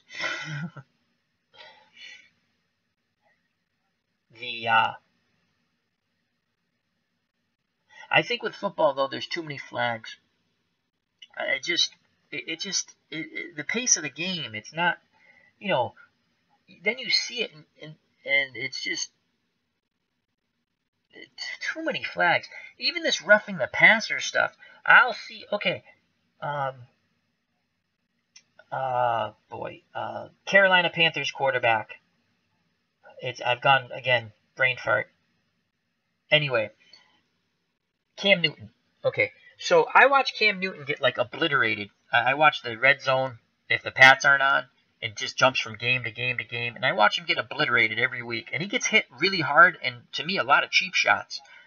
And they don't throw flags a lot of time. And then I'll watch another quarterback, whether it's Tom Brady or somebody. Thank you, Cam Newton. And again, I like the Patriots. I like Tom Brady. And even Tom Brady sometimes gets hit, but he doesn't. But I watch other ones, and I'm like, wait a second. They called roughing the passer on that? Cam Newton's dad was right. People are saying, oh, don't whine. That's, he's a big kid. I don't care how big Cam Newton is. I don't care how big anyone is. Those are cheap shots. They're hitting him with their helmet under his chin. They're spearing him. Again, I'm not a big, he seems like a nice guy. I don't root for that team. Okay, but I'm saying they're cheap shots. I'm telling you, they're cheap shots. And then you see these other ones, and they're throwing flags, personal foul, on what? The guy got hit. It's a clean hit. He put his shoulder into him. You know what? If someone puts your shoulder into you and they hit you hard, your head's going to snap back. It's a contact sport. Again, I don't want anyone to get hurt. The Cubs, the Bears, I missed his post, sorry, as I was doing my little flag rant. I hate the coaching challenges and the pace of play. Pro games go 3 hours and college games close to 4 now. I agree. The challenges I don't mind so much, but I understand what you're saying, and I agree, but they don't bother. It's the flags that drive me nuts. It's the holding. Guess what? There's holding on every freaking play. Every play there's holding. If there's holding, again, you can say, oh, but the holding, it's across the field, it mattered. No, it didn't. I mean, yeah, it did, but it didn't. Okay, if it didn't take part in the play, and the play was good or bad, just let them play the game.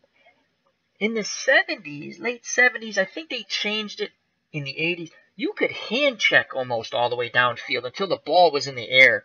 And even then you could battle a bit. I'm not saying if a defender drags a receiver down, throw the flag. If the guy trips him, throw the flag. If he impedes him to get to the ball, throw the flag. Don't throw the flag on these ticky-tack things. You cost teams games. You watch teams down on the goal line. Guy gets mugged in the end zone. They don't throw a flag. You watch another one. They don't touch anybody. They throw the flag. Same play almost down on the goal line. Could be different team, same team. Doesn't matter.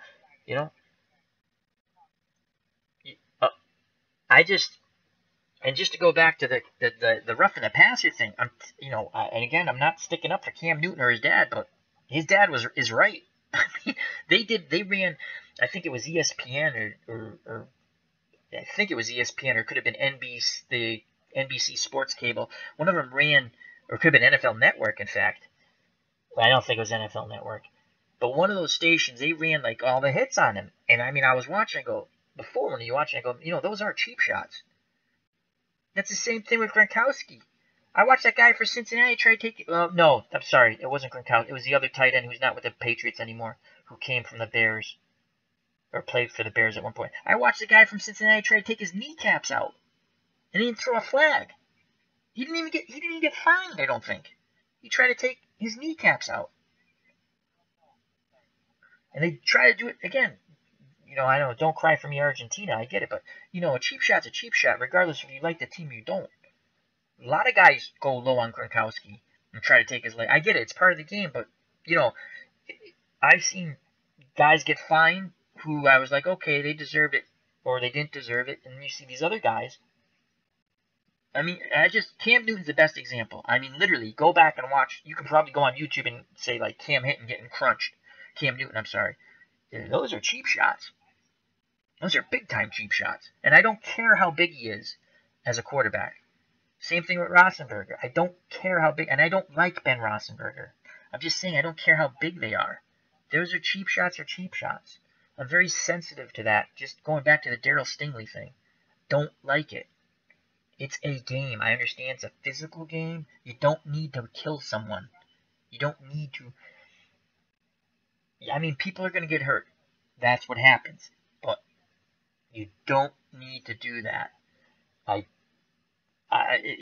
I never understood when I was a kid, when that happened to Darryl Stingley, I said to myself, and I was very young, I said, my God, I hope they break that bastard's legs, Tatum, when they play him again.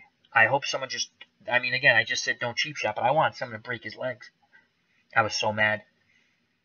And I remember it was a Monday night game, and Darryl Stingley was in the owner's box or whatever they called it then. They didn't have luxury boxes at old Foxborough. It was called, it was Schaefer Stadium, and then it was Foxborough. Oh God, I saw like 3 games there when I was young. A horrible place to see a football game. And I mean, I've never been to the new one. I'd rather watch football on TV with a nice high definition TV, nice and warm. But yeah, I remember Stingley. It was a Monday night game. And the crowd just stood and cheered. And I remember thinking, at first I was happy for him, and then I was very sad. Because the man, unfortunately, was paralyzed. So, I hate cheap shots. I really, really, pretty much in any sport, I hate cheap shots. Don't like it. It can even be again, the only person I ever won that cheap shot on was Jack Tatum. And he's no longer with us, I don't believe, so I think he has since passed, I believe. So, Andre Ford says, football games in general, because it's such a cash cow, sponsors are jumping in to get their advertising as well, especially if the game is not. Yes, you're absolutely right. There's a ton of commercials. That's why they got to keep their flags in their freaking pocket.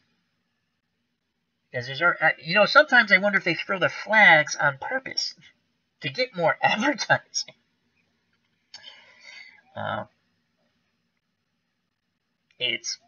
You hit it right on the head. Way, way too much stoppage in play. But you're right, they're not going to change. You're all to make their money. And God bless them. Everyone make their money. But they got to speed up the pace of the game. I mean, again, people complain about baseball. Baseball is a slow-paced game. It is what it is. They should speed that up too. But baseball doesn't have a time limit. I just watched the Red Sox play almost 5 freaking hours. They lost to the Yankees in extra innings. It didn't bother me. I mean, I'm doing my thing on the computer, but it didn't bother me. I enjoy baseball. I get it. Younger people don't like that, but it's baseball. They come up, they're all trying to come up with these wacky rules. You hear people call up these sports talk shows, play with 2 strikes. It's not baseball. It's what we used to play as a kid then. When we used to make up our own rules because we didn't have enough players. Andre Ford, remember, in the NFL, they have TV revenue sharing, so everyone benefits if the games go, if the game goes longer. You're absolutely correct. You're absolutely correct. And again, it's not. I think. Okay. I think again, it's a hard game to officiate. Any officiating's a hard game. I think it's a very poorly officiated game. And it's not because I'm a Patriots fan. I'm not talking. I know you guys don't know me, but I can watch a Patriots game, and sit there and go, oh, they got a call. That's not the right call. Even if it's for my team, I can say that's not the right call. I mean, it happens with all teams, And it's always funny because you hear fans of different teams go, oh, your team gets all the calls. No, they don't. If you looked at every game, it's all the same. But my big pet peeve, roughing the passer. If it's roughing the passer, call it. If it's not, don't. This whole nonsense, oh, the guy hit him in the head. Really? Because I watched Cam Newton get annihilated, and you didn't throw a flag on that. And then I'll watch, and again, I'll bring up Tom Brady. I'll watch, or Peyton Manning when he was playing. Or, I mean, the guy jumps up to block a pass, and he kind of hits him. And, okay, by the letter of the law, yes, it's a, but really? Really? So, and then the pass interference. I think that the pass interferences to me were a little down this year, so that was a little better. But there's still a lot of flags. Holding this, holding that. God, then you look at it and you're like, yeah, that happens every play. If the guy pulls the guy down, okay. You know. My God, what was it? On the defense, was it Deacon Jones used to do the head slap? That's one of the best stories. If you ever get to watch Deacon Jones, who is really the all-time sacks leader, or was that? I mean, they didn't count sacks then, I guess, but they went back and they looked at all of his tackles, and the head slap was absolutely brilliant, where he would whack you in the head. He goes, the offensive guy, his eyes would shut for that second, and that's all he said he needed to get by him. Oh, Ravens fans. Yep, they do. Raven, again, if you're a Ravens fan, God bless you, whoever's listening or watching. You guys are the biggest freaking whiners ever. You complain about everything. Oh, you go to the commissioner. Oh, the Patriots cheated. They cheated. No. Okay, even the deflate thing. Okay, whatever. If they got caught, if they had evidence and they got caught, by all means, suspend Tom Brady. You know what? The NFL did the Patriots fans a favor because it saved them for 4 games, and our backup quarterbacks won 3 out of 4. But I live in New England and Massachusetts all my life. Guess what? If there's a weather difference with your tires, they go down. And it doesn't even have to be that cold. It's just the difference.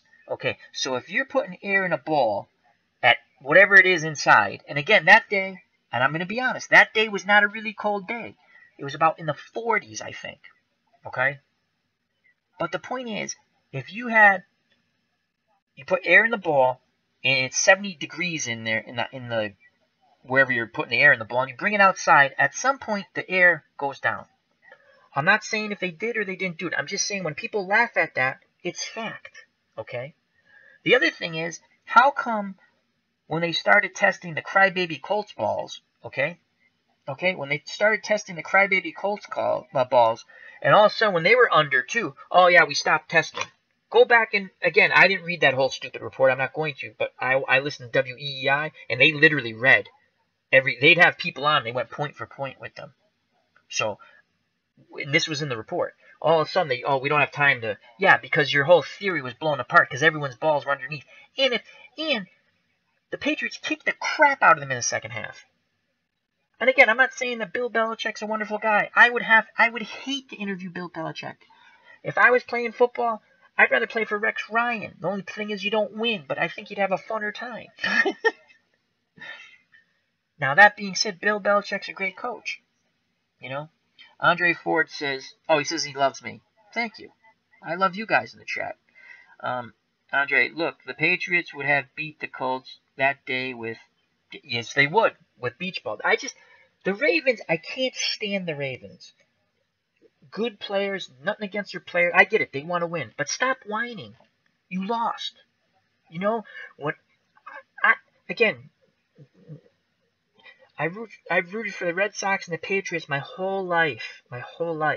Okay? My whole life. And I used to root for Fran Tarkenton when I was a kid. At the end of his career, because he was a little guy and he was fun to... Okay, the only time I didn't root for the Patriots, because I'll bring it, is when Doug Flutie played with the Buffalo Bills, because I was a huge Doug Flutie fan. The only time I actually rooted for the Buffalo Bills. I rooted Doug Flutie. I used to say, what's your team this year? Doug Flutie was my team. I used to watch him in Canada. It's just, I like those kind of guys. And he's a nice guy. My brother-in-law, my sister met him. Other people have met him. He's a nice guy. If someone says he's not, they're lying. I know people who've met him. Because I've also known someone who said he wasn't a nice guy, and I thought about the person who said that. I'm like, yeah, but it's because you're not a nice guy. Oh, Andre, that's cool. If you ever come to DC, we'll have beers. I'll have a rum and coke, and I'll buy, my friend. Okay, let me ask you a question, because you're in the DC area. You just said that. I get why they changed I'm glad that with the Washington Bullets, they went back to their traditional uniform colors, and I get why they changed the name. But I mean, really, does that really matter? It's a name. But anyway, I like that they went back to the uh, original uniform colors. Uh, and I hope your Redskins do better this year. They need a lot of help. A lot of help. Football's tough, though. If you don't get the right quarterback, I mean, look at Cleveland. My God, all those draft picks, and they still can't get a quarterback. You know, again, that's a traditional. I mean, I used to love watching Cleveland, Pittsburgh in the mid late '70s, early '80s. I mean, Pittsburgh used to beat them most of the time, but when Cleveland finally beat them, I was ecstatic. I was, the neighborhood I grew up in, a lot of Yankee fans, so I used to take a lot of crap from them because the Red Sox never beat the Yankees. A lot of Cowboys and Pittsburgh Steelers fans. Very little. It's funny. I never understood. I mean, I get because they won. I got it. And the Patriots were like a okay team. I mean, from 76 to 80, Patriots had pretty good teams. Or 79. Yeah, 80. 80. Then they stunk for a couple of years. And they had okay teams again. So people were Cowboys fans. And I had one friend. Get this. I had one friend.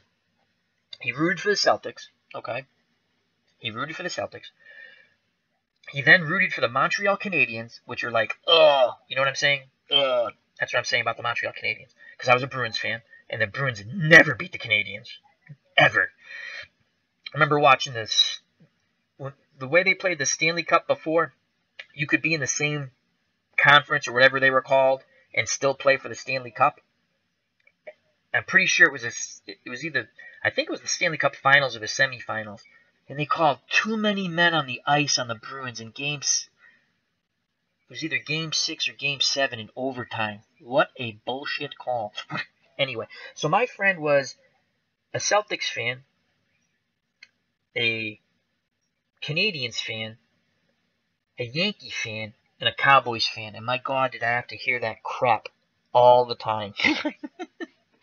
So I like when those teams, I mean, I like the Celtics, though. Back to the chat. A lot of good stuff going on here. Andre Ford, they actually are not that far off now. Just keep the owner locked. He's talking about the Washington Redskins. I agree. Keep the owner locked away.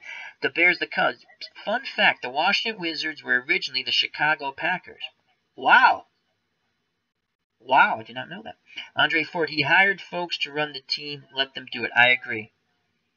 Cubs, Bears. Andre Ford says, didn't know that. Like I said, basketball. Oh, the Baltimore Bullets. Yes, I forgot about that. They were originally before the Baltimore Bullets. Did they have Wes Unseld when they were the Baltimore Bullets? They probably did. Unseld, and was it Pearl Monroe? Was he on the Bullets? Or did Unseld come a little later? Because then Earl the Pearl ended up going to the Knicks, and he ended up playing with Frazier and DeBusschere, Willis Reed, and DeBusschere, Willis Reed, and I can't remember the other players, but the Knicks had a lot of good players in the late 60s, early 70s. Oh, Monroe did play for the Bears, the Cubs. Yep, they had one good player, Walt Bellamy. I know who Walt Bellamy is. Couldn't draw fans, so they moved to Baltimore. Chicago Bulls were an expansion team several years later. And Andre Ford says, yep, Earl the Pearl went to New York. So they had a backcourt of Frazier, Monroe. At center was Willis Reed. DeBusschere was a forward. I'm forgetting who played power forward for them. Lucas. Jerry Lucas, maybe? Was it Jerry Lucas who played power forward? Or one of the forward positions for the Knicks in those championship teams?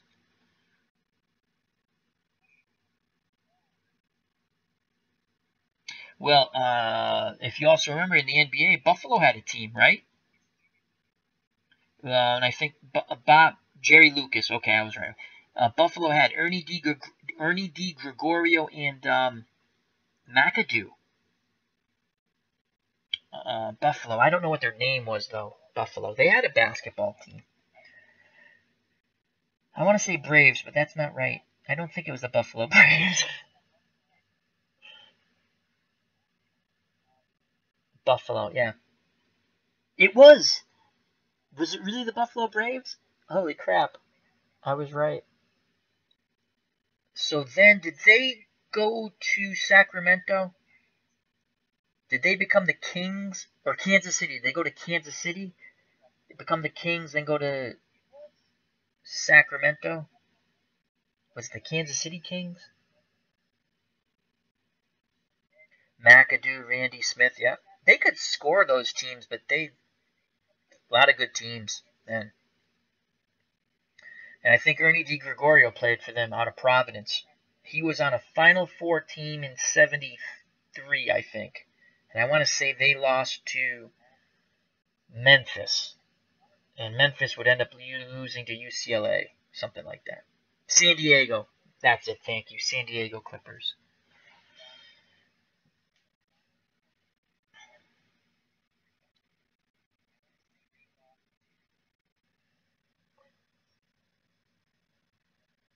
Yeah, because Bill Walton played for Portland, got hurt, then he ended up playing for the San Diego Clippers. I don't know. I don't know, just because I'm older now, but I just like basketball better. I just wish I liked the NBA game the way it was played in the '80s. I liked that. Again, I was a Celtic and Knicks fan, but I loved Charles Barkley when he played for the Sixers. He was just so tough, and I liked when you could, they took away the two-hand check and they made it the one-hand check. Now you can't even D up people, and people still scored. And I think I missed the inside game. That's just gone away pretty much in the NBA. I get it. There's a lot of good shooters. But you know what? If you're shooting here's my theory, and obviously I'm probably wrong, but if you shoot 30% from three, I get it. It's an extra point. Wouldn't you rather shoot 50% from twos? The mid-range jump shot's gone. The inside game's pretty much gone in the NBA. There's no good big men anymore. There's very few. You know.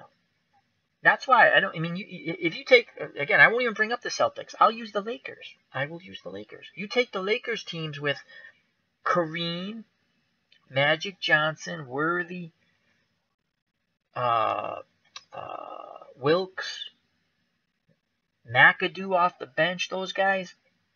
People say, "Oh, those teams couldn't compete now." Well, what rules are you playing by?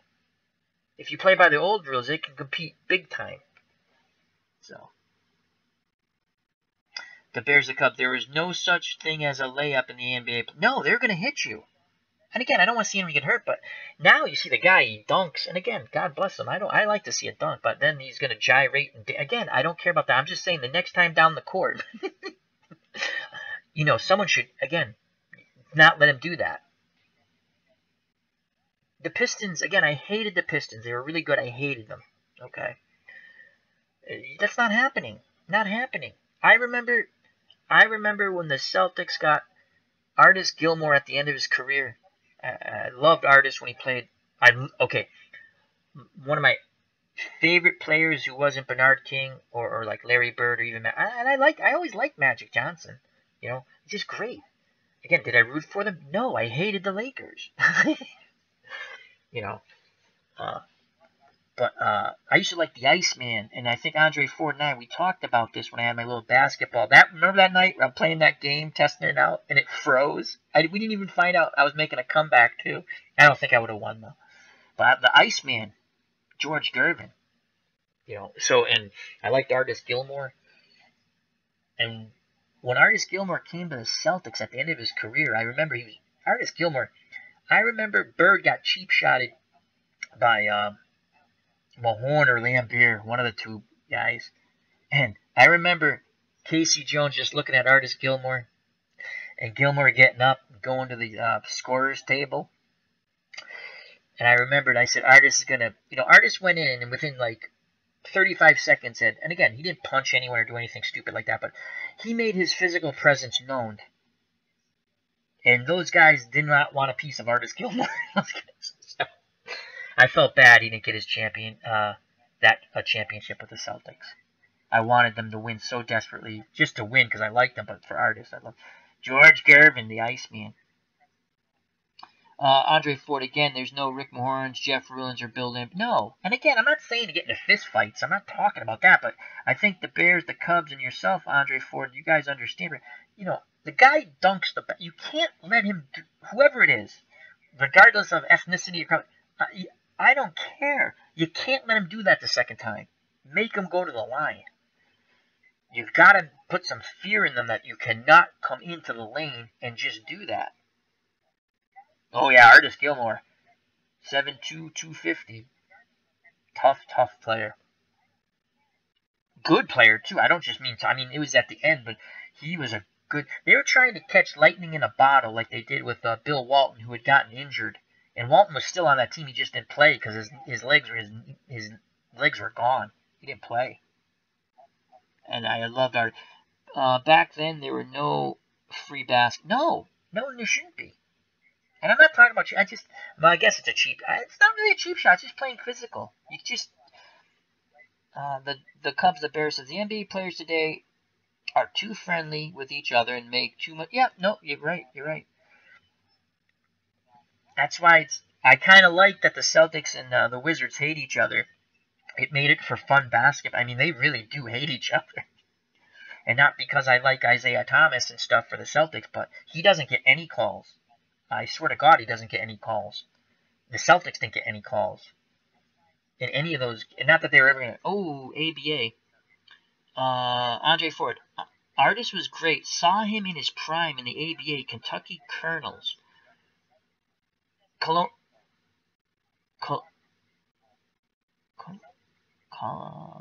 Colonels or Colonials? Kentucky. You know, that is strange why Kentucky doesn't have an NBA team. The Bears and Cubs. I saw Artis one later and he played for the Bulls. Yep. Now, the Cubs, the Bears, did he play with Jerry Sloan or was that before? Was Jerry Sloan before him? The Bulls had tough teams. All those teams were tough. They all had tough guys. You weren't going to do it.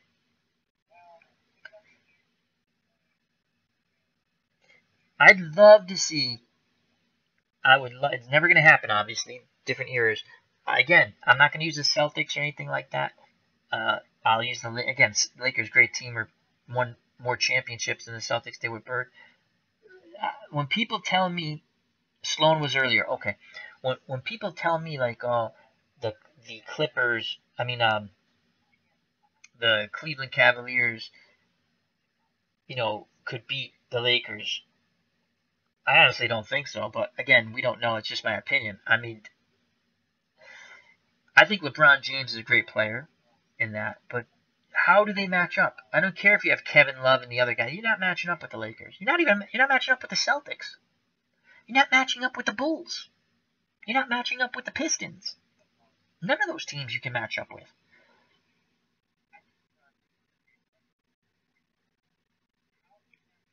Yeah, I always found that strange why Kentucky doesn't have NBA team. I know it's a big-time college basketball. I don't think it would affect it that much. I don't know. So. But. Andre Ford. But they sold out before the meager Indiana, San Antonio, New York Nets, and Denver Nuggets came over. Those were the teams that came over from the ABA, and the New York Nets became the New Jersey Nets. And Dr. J played for them, but he played for someone. Didn't he play like for the Virginia Squires or something like that before he played for the New York Nets? Dr. J, a UMass product? Throw that in.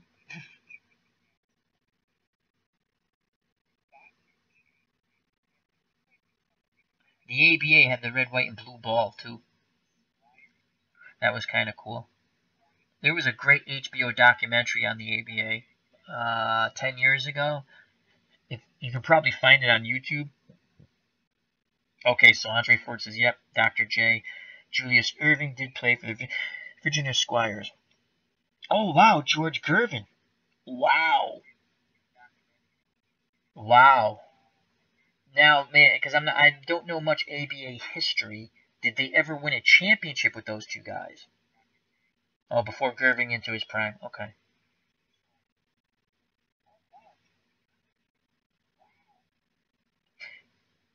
So the teams that came over in the ABA to the NBA were Indiana, San Antonio, New York Nets, and Denver Nuggets. And Kentucky was left out. Very strange.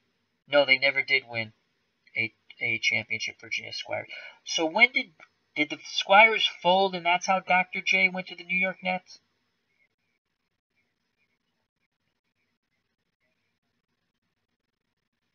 I have an ABA season on my basketball. I was actually fooling around with that last week playing a game. I don't even remember who I was playing. Tough to find pictures for those guys, though, in their ABA uniforms, so I didn't even put pictures in. But ABA had the three-pointer way before the NBA, correct?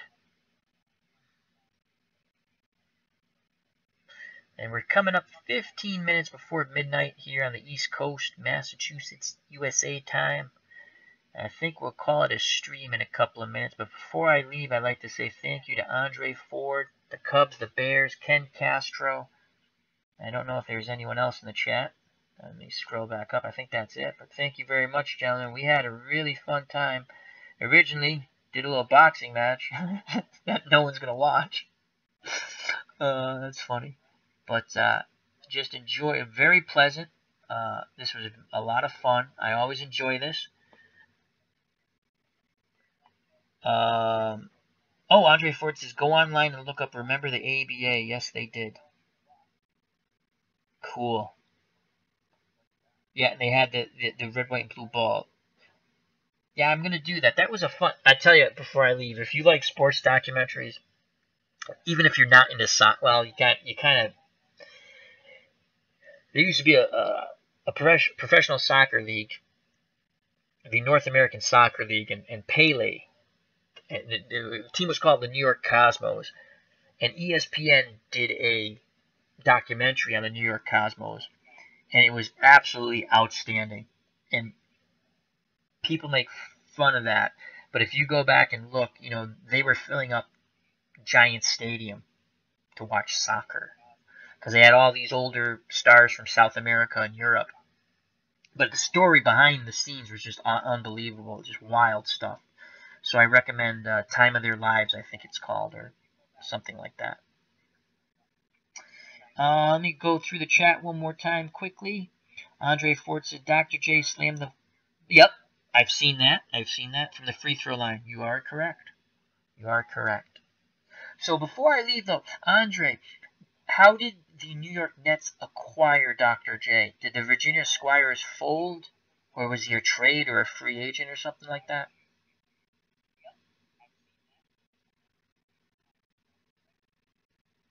Yes, the New York, yes, Andre Ford, they were a big-time team. And the documentary is absolutely outstanding. And if you like music from the 70s and early 80s, it's unbelievable. And the things, I'll tell you, the Cubs, the Bears said, see, now I don't want to go. Now, see, we moved on to another subject here that's interesting to me. He said, the Cubs, the Bears says, I saw Pele beat the Seattle Sounders in Portland in the NASL Championship, maybe 79, was living in Seattle at the time. Andre Ford, the Squires folded. Okay, this goes back to our Dr. J question. The Squires folded and sold his okay, for cash. To pay off debts. Well, one last Cosmo thing from the documentary. They were talking about the Cosmos were going to go down and play Tampa Bay. I think they were called the Rowdies in a playoff game. Again, the North American Soccer League was not like the European or South American soccer leagues. They had playoffs because they wanted, and someone had to win the game. They didn't have ties, and they had a cool shootout. You had, like, I think it was 10 seconds from 30 yards out. You had to come in and try to score. So those were different rules than they have inside. I enjoy soccer still now, but again, the Red Sox bought my favorite team, Liverpool, and drove them into the ground. But other than that, that's fine. But they're telling the story, and what the rowdies would do, this is funny, they would actually get hookers and send like champagne and beer and stuff to where the Cosmos were staying, because they knew the Cosmos loved to party, and they'd get them, you know, all partied up, and they knew they'd be horrible on game day. It was one of the funniest stories I ever heard. I mean, and I don't do it justice. And maybe someone else wouldn't find it funny, but I just thought it was hilarious that they knew where the Cosmos were staying. They were going to send women over there. And they were going to send beer and liquor and amongst other things. And it just because they knew they would partied. It was just funny. And then there was a guy, I think he played for Tampa Bay again. Very good player from the English League. Oh, Ken Castro's still with us. He says, great book as well. Are you talking about the Cosmos, Ken? Oh, okay, cool. I didn't know that. I gotta read Ken, tell them about. I'm not doing justice to that story, but it was Giorgio Canaglia, yeah. Yes, yes, he was. Yes, he was a Playboy party animal. They all like to party. The stories, oh my god, and they were so popular. People don't know that. If you watch this documentary, it's just interesting. It's sports, and if you like music, it's so wild. Pele, I forgot who the sports writer was. He went to the Mets game. I want to say it was the Mets game. And I know this through the documentary. I kind of remember this as a kid, but because I remember my dad reading it in one of the New York papers. They had said he made the bet with someone who was with Pele, and he goes, I bet no one knows who this guy is. And the guy says, I'll take that bet. And he goes, and before you knew it, at the Mets game, and I want to say it was 77 or I don't know, whatever, it was in the mid-late 70s, everyone goes over because they see it's Pele. And so the baseball writer was all depressed because he lost his bet and he didn't think anyone knew who Pele was, which many sports fans around the world, even if you were casual, knew who Pele was because what was he on every week? The highlight? Wide World of Sports. The thrill of victory, the agony of defeat when they show the World Cup goal against Italy. I think it was against Italy in '70 when they annihilated them in the World Cup when Brazil. Andre Ford, sounds like when the Soviet hockey team in the '70s came to play Philadelphia Flyers in exhibition games. Ken Castro, LOL, sex with random women in the stairwells. Yeah, they partied pretty hard. Not condoning it, I'm just saying, be very careful. They met the bullies on Broadway Street. Wink, as Andre Ford does it. Clark did not like the Ruskies. No, he didn't. One of my greatest sports moments ever when the '80 hockey team beat them. And that's pretty much because the coach yanked the goalie, to be honest with you. But who cares? I don't care. That's the coach's fault. And a side note, and Ken Castro, and I bet you the other guys in the chat know this, when I watched that game, the '80, people think that's the gold medal game. It's not. It was the winner was going to go to the gold medal game to play. The U.S. beat, I want to say it was Finland in the gold medal game. And also, when they showed the game on TV, I didn't know this because I was a very young kid. That game was already decided. I was watching a replay on ABC, which I didn't know. Which is funny now because nowadays you would know who won that game. And I remember my dad saying, don't worry about it, it's going to be all right. Because I was all distraught when the Russians went ahead. Okay, worst sporting moment for the U.S. in an Olympics. I want to say it was it was a horrible, before I go to this, before I make light of it, 72 also had the terrorist attack, which was awful. I think it was 72, when that horrible basketball game where I think the final buzzard went off 3 times and they kept giving the Soviets the ball back. So, Ken Castro, when the NHL threatened to pull the plug on payment against the Flyers, they skeeted out of the dressing room pretty fast. Well, I would think the Flyers probably played a very physical with them, with the Russians. Russians wanted to play on open ice. You okay? You need help? I'll be right back.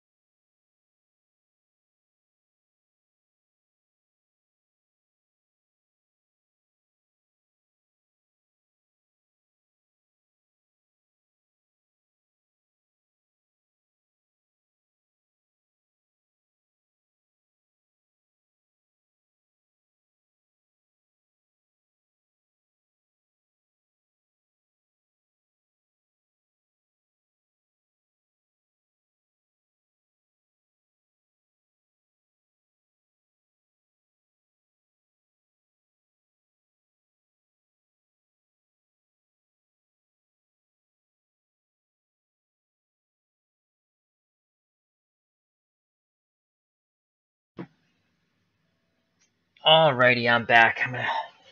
4 more minutes, it'll be midnight, and I'll close it off. And let me quickly go to the chat here. Once again, I'd like to say thank you to Andre Ford, Ken Castro, the Bears, the Cubs, and I'm missing someone. Or is that it? Oh, I think that's it. I think anyone who watched, I hope you enjoyed this. If next time, jump in the chat. We have a bunch of great guys. We're just talking. Started off with a fantasy boxing match, and we moved all over the place from Hill Street Blues, basketball, football, me complaining about things most of all. Let me go to some good stuff going on in the chat before we leave here at midnight. And once again, I like to just say the people who jump in my chat are some of the best people out here. They're very knowledgeable about subjects, mostly, and we talk sports, but we hit some TV and stuff, and we have some good discussions. And we have right now, we're talking about the '72 Olympic basketball game where the U.S. got hosed. Doug Collins was on that team. That is correct. Ken Castros is watching the KHL now. All different as far as physicality. Andre Ford, Russians are not used to physical play like that. Ken Castro, not at all. Andre, the Canadians were more than happy to bring it. Love you guys. Thank you. I love you too, Andre. I love everyone. I'm honest with you. This helps me a lot. I'm dealing with some stuff with my mom who's not doing well. And it's just like a little escape. I get to talk sports, do my goofy sports things. And I'm lucky enough that I get some people nice enough to listen and jump in the chat. And it's very enjoyable. I most likely will, just an FYI to you guys, I most likely will be doing something with the McGregor-Mayweather fight. It's probably not going to be much of a fight. Mayweather's probably going to win on points, if not stop McGregor on cuts. But I will do an audio call of that most likely, which means basically me looking at the TV doing a broadcast. But shh, don't tell anyone. I call it live chat comment. There will be no audio. There will be no visual, obviously, of it because you get in big trouble for that. Andre Ford says, if you don't mind, I'd like to know who I'm talking with. Andre, retired U.S. Air Force, NCO, 56 years old. I am 47 years old, Andre. I have an accounting degree. When I was younger, I did some boxing, some judo. I played football and baseball. I've been involved in politics. I have relatives who are involved in politics. Did that for over 10 years. Don't do that anymore. It's very frustrating. Um, Not going to talk politics because that's usually not a good thing. Um, that's me. Uh, and again, that's right. Ken Castro says, thanks for the service. Thank you, Andre. I agree with Ken. Thank you very much for everyone who served. Ken says, former Division III basketball player, amateur cyclist, master track and field competitor, coach, and real job sports journalism. I kind of figured that, Ken. The Cubs, the Bears, retired insurance exec. A lot older than 56. Live in oh, good for you. How's the weather in Tampa? Andre Ford, I boxed myself welterweight back in the day. I did sparring. I was really, I enjoyed it. Defensively, I was magnificent. I blocked a lot of punches with my head. I'll tell you this. When it comes to, I did a little judo, and that was just to stay in shape at a later age in my 30s. I had a younger friend who said you can get in good shape doing this. And it was just because we played in a sort of competitive softball. My friend played in a real competitive softball league. I played in a step down, but he said you can get in real good shape, and because they're just talking about tapping out with Conor McGregor. When someone's choking you and you can't breathe, you tap out, my friend. That's all I'm saying. Boxing, I could absorb a ton of punishment. That's not a good thing either. Absorbing a ton of punishment. I could continue to the best of my ability. Man, when someone puts a chokehold on you, and I was horrible at judo. I knew like 3 basic moves, and it was like me. When people dance and they count, that was me judo. I mean, again, I had like those 3 basic moves I got okay at. Came in handy in a bar fight one time. When I was helping my friend who was a judo instructor who was a bouncer at the bar. But other than that, when you're going up someone who knows their stuff, they pretty much ruin you.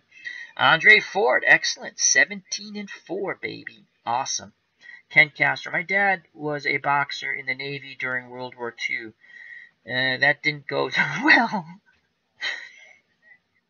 Andre, you are legitimate, my friend, Ken Castro says. So, okay. That was really cool, Andre. I'm glad. That's awesome. I'm glad everyone shared that with everybody.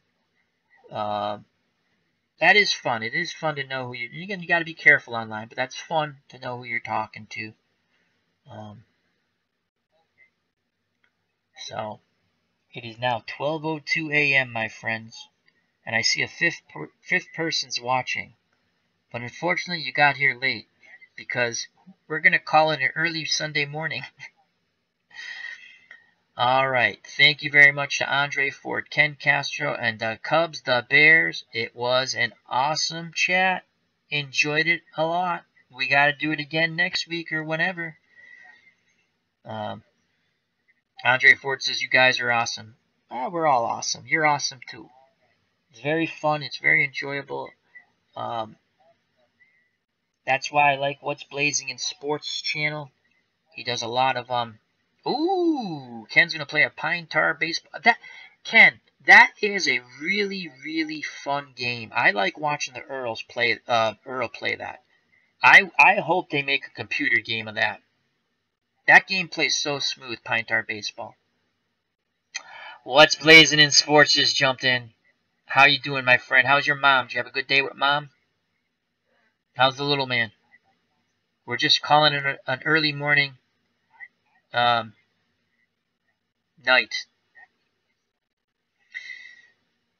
Thumbs up. Yeah, I originally did a boxing thing, a fantasy fight between Hagler and Monzon, but we went on. This was a really fun. This is one of the best chats I've ever had, just talking with good people. So, will anyone else watch it? Probably not, but I don't care. I don't do this for other people to watch. So, oh, that's good. You had What's Blazing says, had a great day, my friend. Awesome, awesome. On that note, and see, more people are jumping in the chat now. This is incredible.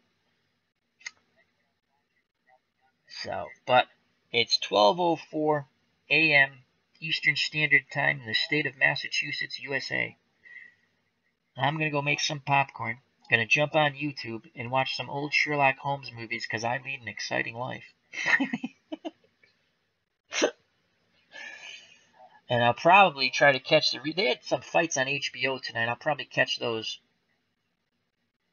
I'll probably watch that on replay tomorrow on demand. I don't even know who was fighting. It didn't hold my. It didn't. Usually I like to watch. I think Joe Smith was fighting. He's all right. He hits hard. I'll catch it later. All right. Take care, everyone. Health and happiness. And one more time, thank you to Ken Castro, Andre Ford, What's Blazing in Sports, the Cubs, the Bears. Thank you very much, gentlemen. Everyone have a great evening or great morning. Tell the ones you love them every day. Give them a hug. Give them a kiss. And enjoy. Enjoy, my friends. And look forward to talking once again. And if you want, spread the word. Let's get more people to join our nice chat. And always, if someone disagrees with you, even if they're, I know because sometimes I don't take my own advice, even if they're a a-hole or a dink, let's try to ignore them. And but take everyone's opinion, take it for what it's worth, and always try to be the better person. I don't always do the same, but I try. I really try hard. Thank you very much, gentlemen. Take care. Bye-bye. God bless. Love you all.